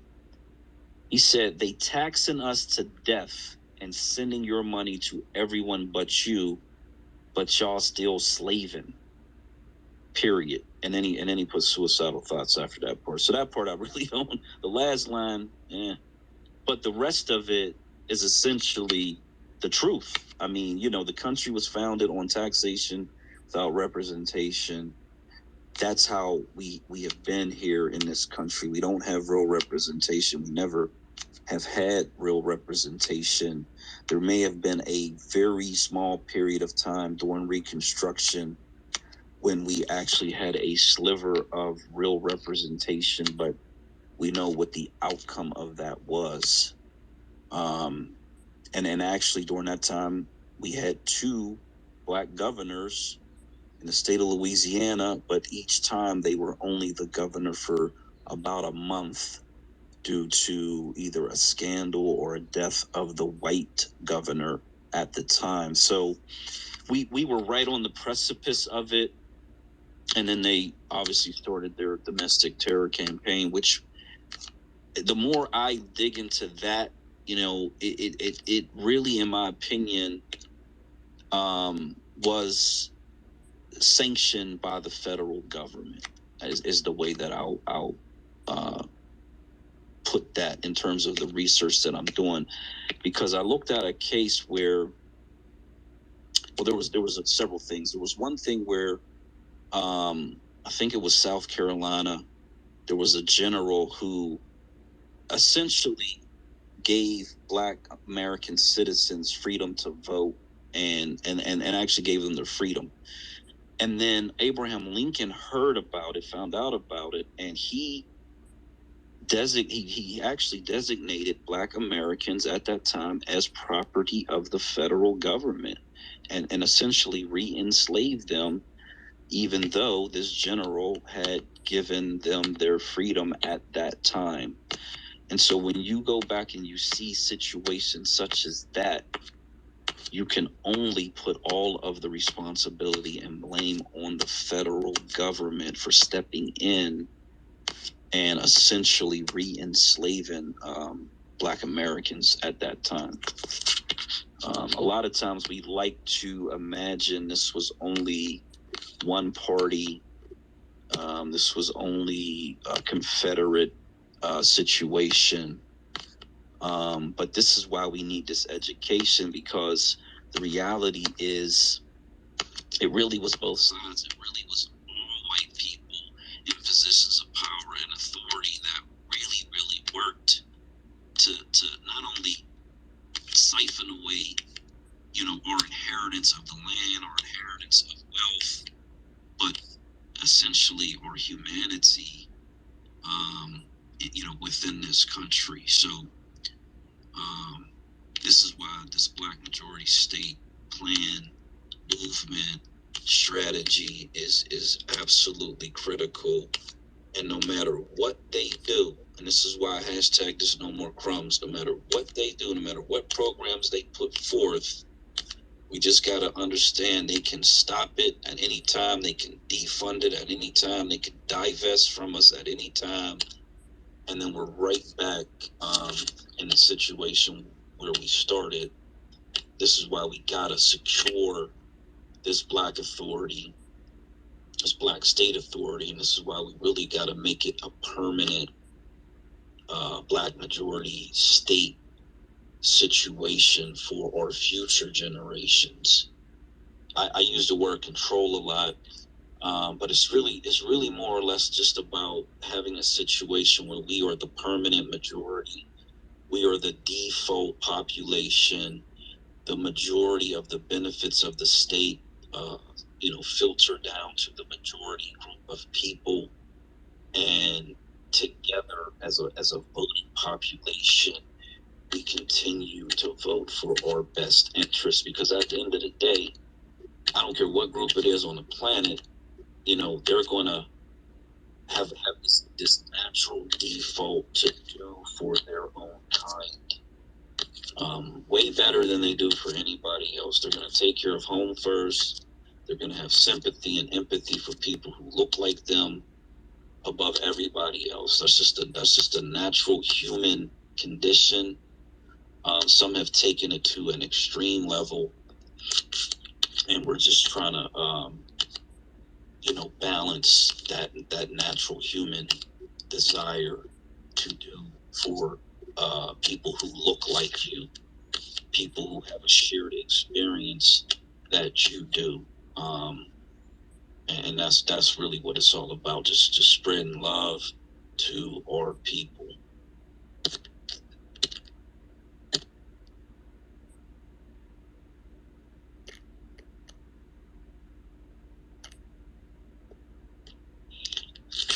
Okay, so man. Hey Gray, Yep. I got a question for Delaware. Is the state Supreme Court judges, are they appointed or elected in the state of Delaware? I think they are appointed by the governor, but I'm not 100% sure.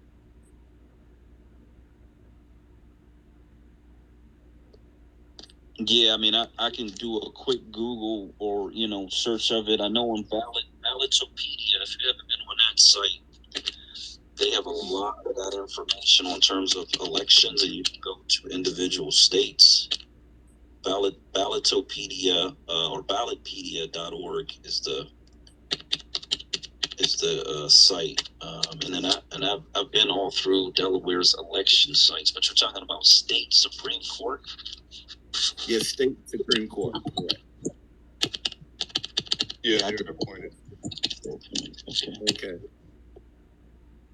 And my second question, I should know this, but it seems like every state is different.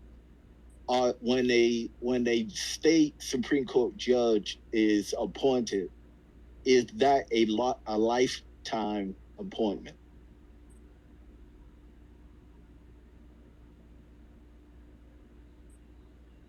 because these it's very important, these questions.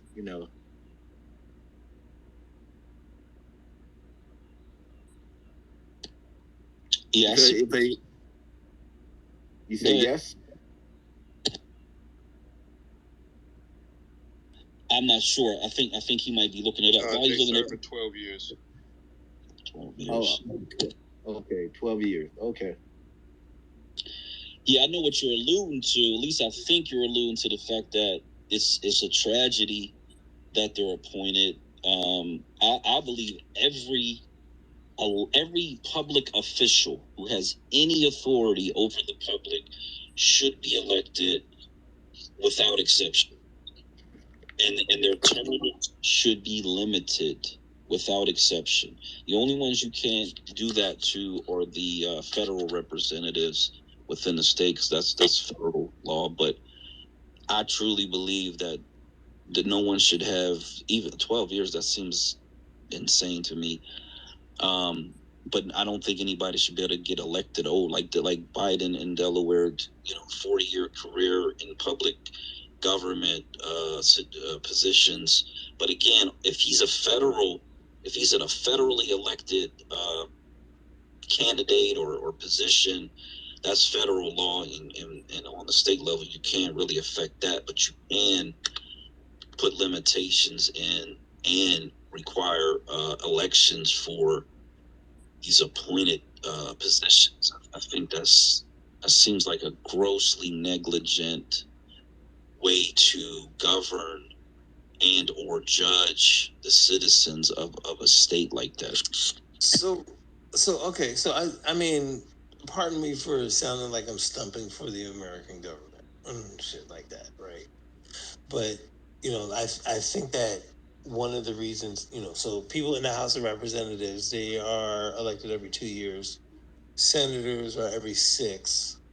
And I'm not. And this is federal numbers, and I don't know what it. And then, the president is 4, and the Supreme Court justices are appointed for their, the lifetime appointments. But the reason that I was at least told in civics or history class for that was because what you don't want are justices that are judging or making judgments based on like election cycles.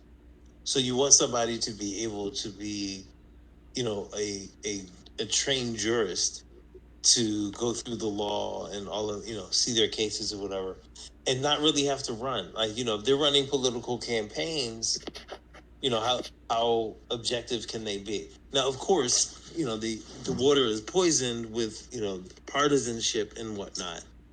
But the original intent was to have people that were trained in the law or or the rules of the day, able to make objective decisions that weren't necessarily that weren't connected to them having to run again and the local pressures of having to run every year. That's why people in the House, it's every 2 years, and the people in the Senate, it's every 6. So it just allows for different time scales. So I just wanted to throw that out there. Yeah, I agree with that. With Black Americans, state Supreme Court judges, but I'm just trying to figure out how long would it take for supermajority Black Delaware state to get rid of these white judges, because I think all the white judges, state Supreme Court judges in Delaware, are white, every single one. Well, the other thing is ostensibly, and actually, in Saint Optimus, asked to speak. So after we, get over this, I want to see what he has to say. But I think, what they have to do is pretty much obey the law. So if we take over, we can change the laws that they base their decisions on, whenever we feel like it, because we have achieved majority state. So if there's a law or if there's a case that's coming up that they take or whatever, and they make a ruling, we just make a different law. because that's what happens. The jurists are tasked with interpreting whatever laws we have on the books, and if they do something that's out of pocket, we can just change the law. So that's that. And then of course there would have to be the natural attrition rate of them no longer being a judge for 12 years or whatever. So yeah, so if you got something to say about that Black American homeland, that's cool. But if not, Insane Optimist, what's up? Hello, hello to everyone. Thank you to the host for hosting this space. I'm sorry that I didn't discover it earlier. I'm in a situation where I've seen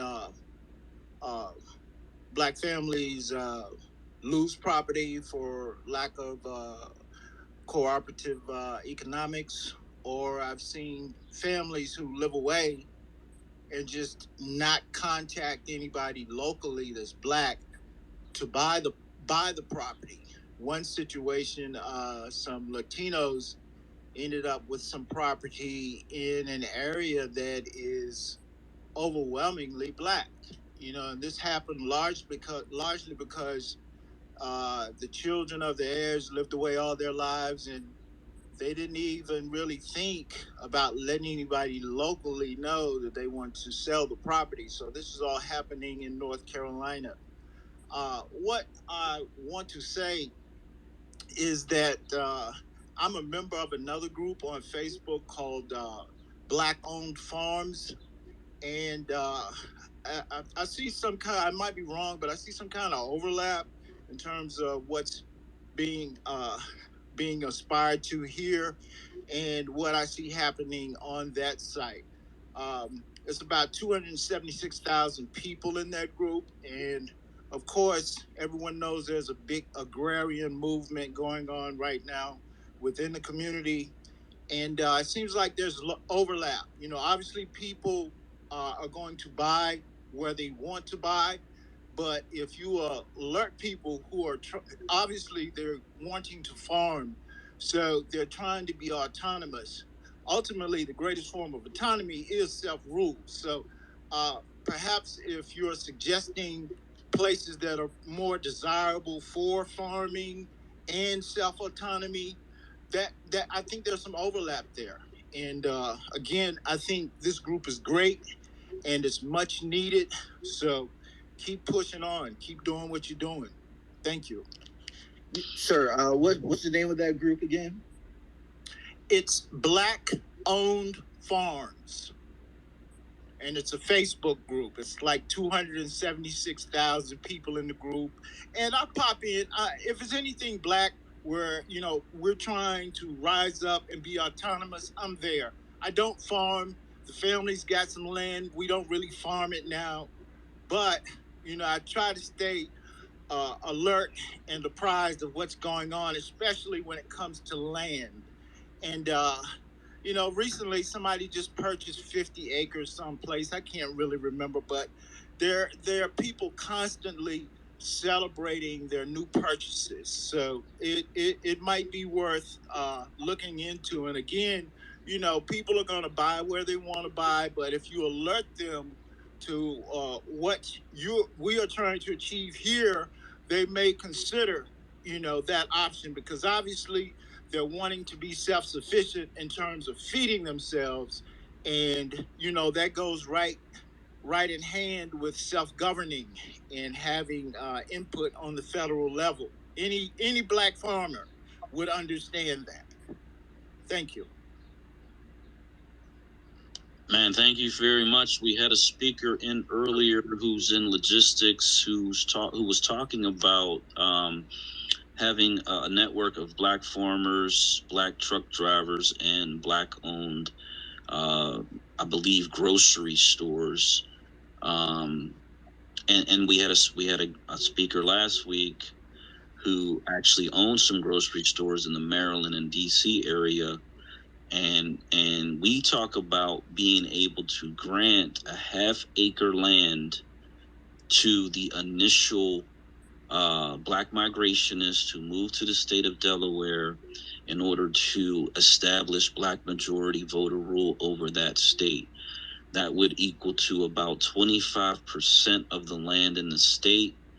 It would really be focused towards the southern part of the state, the middle to the southern part of the state, which is pretty rural down there. There is farmland. Actually, Delaware, in my Delaware thread, they have, I think I posted like 10 crops that they have in that state. And so, yeah, it definitely ties together. It would be really beneficial to get in front of that group and have a conversation with some of the people in there. There's a difference between autonomy, though. I want to explain this so that we can kind of understand this. Those autonomous villages are a different thought process than actual people who want to vote to take over a state. Because in an autonomous village, you're really saying, almost like a gated community. We're going to police ourselves, we're going to do everything for ourselves and not necessarily have a whole lot of interaction outside of that particular vehicle. So it's a little different.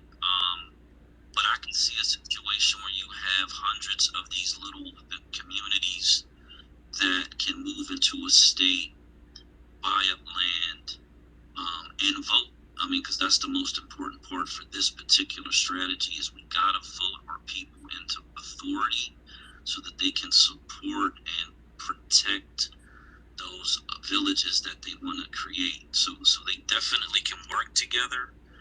They're a little different, but yeah, I mean, if you got 100 villages inside of a state that's as small as Delaware, that certainly would add to our ability to vote or actual Black first, Black agenda candidates into positions of authority in that state.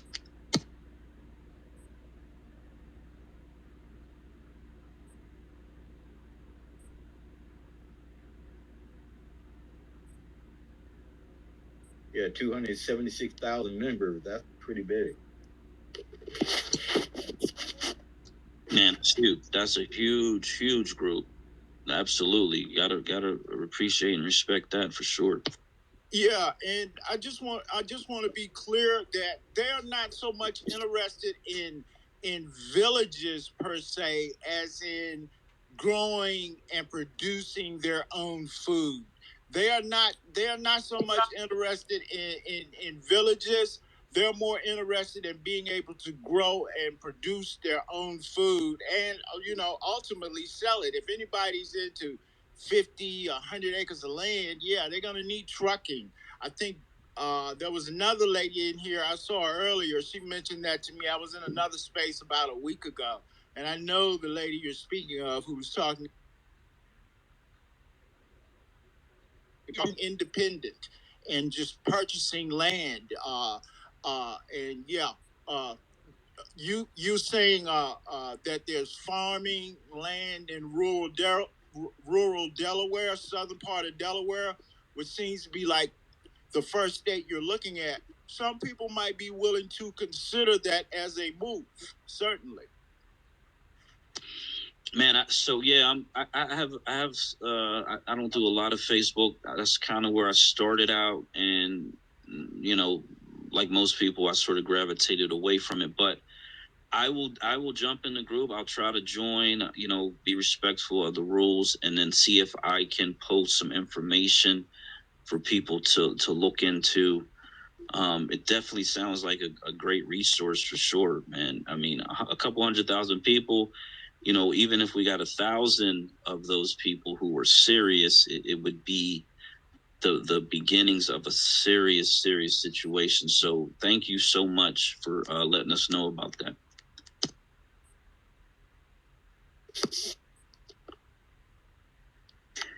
Hey, and then I want to swing back to Black American Homeland. So in the state, and I just posted this on my timeline, but this is in New Hampshire, where their state appointed judges were able to serve until they're 70. So they didn't have any really time limits. It's just if they reached 70, it was over.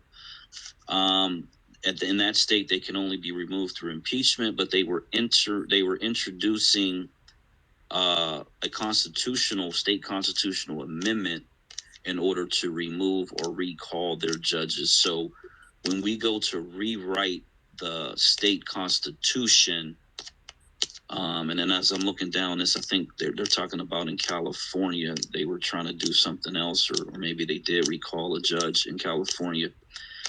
But as we rewrite the Constitution, that would be something that we could, certainly pay attention to in terms of the rewriting. And like you said, it would be very important to make sure the judges that are judging our people, represent our people, look like us, have empathy and compassion for the citizens that they're going to judge, for sure.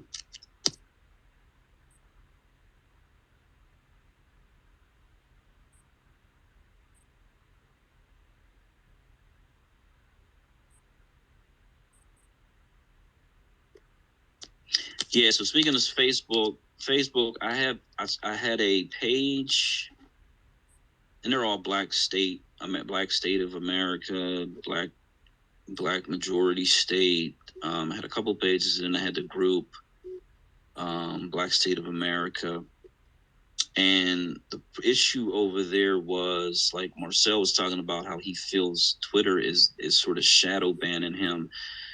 Certain platforms won't let him advertise. That was the big issue I had at Facebook, is that I was trying to spend my money to promote the book, and I didn't even have any real copy or anything to say other than, here's the cover of the book if you're interested, buy it. And because, I'm sure it was a lot of angry white men who were reporting just the cover of the book, they stopped letting me promote on that platform, which was pretty odd. And then I noticed the groups and the pages, like I couldn't even scroll down the page. Like I'm on the page, I left it open for hours, and I still couldn't scroll down the page. So they have ways to really restrict us on these platforms. It's unfortunate. I created Blabbar to try to, create a space, and it was doing pretty good. I found another platform that had a little bit more functionality to it, and they seem to be rolling out a lot more functions. But right now it's only on Apple products. That makes it a little difficult for everybody who has Android. So I got my eye out for, a potential platform to build a community that's really focused around Black American issues. There are some others. I posted a guy, I think it's called 6 Zeros, and he actually had a video, and I think he's out in the California area. I saw palm trees behind him, but he was talking about, something similar. They have this platform, 6zeros.net, I believe is what it's called. And they basically just feel like, he sees a lot of people complaining about the platforms, how they restrict Black content, but we're not moving to these other platforms where we could actually be able to talk unrestricted. We could have our voice, that's unrestricted. Even in these spaces, we have these spaces where it seems like it's majority of us in the spaces that we create, and there's a lot of people creating spaces. It seems like it's a majority Black Americans in these spaces, and so it's like, well, why can't we just go join fan base all together, pay the $3 a month, whatever that is, and then we're just all together in one particular place, and really no longer have to deal with whatever restrictions they may apply to us, on these other spaces. So, that's one of those frustrating things where, it's kind of like, why don't we do it? From what I hear recently, it looks like Elon Musk is talking about creating a platform. We know Trump created a platform. That Gab got taken down. They created another platform. It's always, it's like it's kind of frustrating when we see, even what's the guy from Houston, Prince J or Jada Prince, Rap a Lot founder, who's talking about how the Grammys are not letting black artists perform, and he's saying now's the time to create a black platform where black performers can perform, and I agree with that. The question is, are we going to support it? Are we going to go to those spaces and support the people who look like us, think like us, and are actually trying to create platforms for us? I encourage it. That's what we need to do. We got to support our own much, much more than we do currently. And it's curious, like the Clubhouse thing. I saw it come across the timeline when they first rolled it out. I didn't like how their beta rollout was just for celebrities and just for like special people. I just really didn't like that at all. It felt very condescending and marginalizing. It just felt like classic white supremacist tactics. And then it's open up to everybody. But so someone encouraged me to download it, and lo and behold, I go to download it on the App Store, and they have 3 black women as the symbol of the space, even though it's owned by what looks like a Jewish white man and some other white dude. Like, it's utterly ridiculous that the way they rolled that space out, really to restrict black people. And this is what I see in the nightclub industry all the time. I see this all the time, where they'll create a new club. It's really geared towards white people. It doesn't last, and then they start catering to a black crowd. It happens in my city over and over and over again, and it's just disgusting. But they do it because it works. It's unfortunate that it actually works. It's really sad when you think about how they're able to continue to do these sort of bait and switch tactics over and over and over again. Yeah, like and that's why we got to make our own. There's no bait and switch. It's just like we got to move to our own, like our own platforms, digitally, and our own geography in real life. The hard part, and we're everybody that tries to create a movement is going to get over this. Is like you need a critical mass for it to really pop, or you need some big incentive for them to really go. Like with Clubhouse, you were saying with the celebrity stuff, like that's it's exclusive. People want to be part of something that's exclusive, so they're like, yeah, let me get on this, blah blah blah, before it blows up, and then and then eventually like that goes, and then whatever. So like it's just very difficult to try to corral, like they call it herding cats. It's very difficult to corral a lot of people and aim them at one place because people want to be individuals, and right now Twitter is popping, so they can get on Twitter and you follow people, and there's a whole lot of action happening. Like I'm following 1,500 people.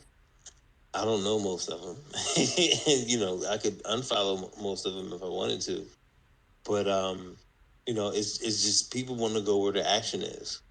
And really what needs to happen is you've got to organize the people that are the active participants in Twitter, and be like, listen, I need you to, like, we're going to plan in 2023 to all move to X platform. So I need you to every week or two announce on your Twitter, like, listen, I'm gonna abandon Twitter and I'm gonna go here. And like that's pretty much the only thing that we can do. But there's no incentive to do that right now, because if somebody moves from Twitter to a Black-owned space, they themselves aren't getting a benefit from that. So it's it's one of those, like, is the network big enough for you to go? Like, so that's one thing.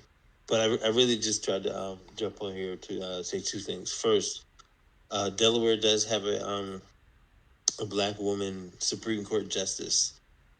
Her name is I forget the first name. I think it was like Natanya Montgomery Reeves. So there's at least that. We'll try to get rid of her last. And the other thing is, I'm gonna go to sleep. I had a long day. I moved a lot of stuff. So I just want to thank you again for having this space. I will, if I don't talk to you before then, I will talk to you next week. So all y'all have it's Sunday already, at least on the East Coast. So y'all have a blessed day.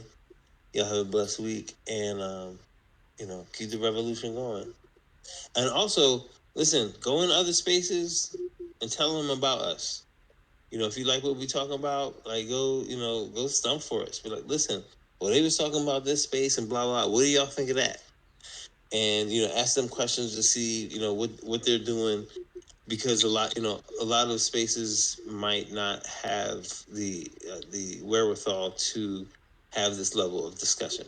They want to talk about things that are popular and salacious, but not substantive. And that's we about the substance over here. So, all right, y'all. I bid you good night. All right, Mary. Take care. Absolutely. Thank you so much for coming in. Fellas, I'm going to say good night also. Again, I'm glad to have discovered the space. And I don't know if you have a regular schedule, but I'm definitely looking for you. And we'll share this space on other platforms. I also patronize 6 Zeros. I do a little bit with Black Enough, but I would say I spend a great deal of time on 6 Zeros as well. So we'll see you around. Thank you so much. Thank you. Yeah, the space is every Saturday. I'm gonna grab a 6 Zeros account as well, since I just came across that today. But thank you so much. All right, take care. Okay, Black American Homeland. I'm gonna leave it up to you, man. I'm gonna leave it up to you to lead the charge here. There was a Go ahead. Actually, my wife and kids are like, Daddy, we ready to go out to eat lunch. So actually, I was thinking about leaving about 10 to 15 minutes. Okay, I'm understood. So I'll highlight this last post and then we'll go ahead and close it out. But okay, this was Geopolitical Geopoly J, really intelligent Black man, and this was in my Roland Martin conversation. So he was talking about what level of voting, and he presented that to a Muslim brother. And he said, we need to influence the local city ballots. If we're not doing that, then we'll never get. We can't just get for a president and expect change. And then he posted this pyramid, which I'm pretty sure I saw something similar from you, where it says there's one U.S. government, there's 50 state governments, there's almost 90,000 local governments, and then there's a breakdown of that: county, city, school district, special district. So that's actually powerful. I've been doing that for years. I've been doing that for at least 6 years. Yeah, I knew it. When I saw it, I was like, man, I know Black American Homeland presents this information. So I just wanted to highlight to you so you could, maybe tap in with this guy, and because he really said it's all about the local city. I'm sure he understands state as well, but it's politics is local. That's the bottom line of it, and I like the pyramid that he presented there. So on that note, thank you everybody for coming out to the space. again, we had a great space, a lot of information, a lot of good speakers, a lot of people presenting really good information. Had a on the ground essential Black genius in the tech field, who's living in Wilmington, Delaware, give us some vital information on what's going on the ground in Delaware right now. So that was greatly appreciated. Thanks to Mary Black Parent for that connection. And I'm gonna use my little Facebook page to try to connect with that farmer group and see what I can learn and see what connections I can build. Again, 1,000 Black farmers deciding to move to Delaware, and really, if they can move to Kent County, which that's where we want to focus. Man, that would be really, really powerful for everything that we're trying to do. So that's some time that'll be well spent trying to connect with those gentlemen and women in that space. So I see great Gabriel came into the room. If you would like to step up to speak, we were going to close it out. Black American Homeland has to take off. I know you got a lot to say, so feel free to grab a mic, man, and we'll keep it going with this discussion a little bit longer. If you want to come up and speak. But yeah, we every Saturday, 8 p.m. until we talk about Black majority state rule. It's focused on the state of Delaware. We do talk about all the states on the Black American homeland map. We talk about all the states on the Black State of America map. It's essentially the Black Belt southeastern United States region of states, and in states where the population is low enough and the current Black population is high enough that we can actually produce a majority of Black American voters to take over these states. So on that note, we're going to go ahead and shut it down for this weekend, and then see everybody next weekend, and see you in the spaces. I post a lot. Go ahead. Sorry. Okay, yeah, I post a lot. Please follow Black American Homeland. Follow Mary Black Parents. Follow myself. And we definitely try to follow back everybody, and we can continue discussion throughout the week. So on that note, I'm gonna say good night. God bless everybody, and have a great week. All right, have a good night.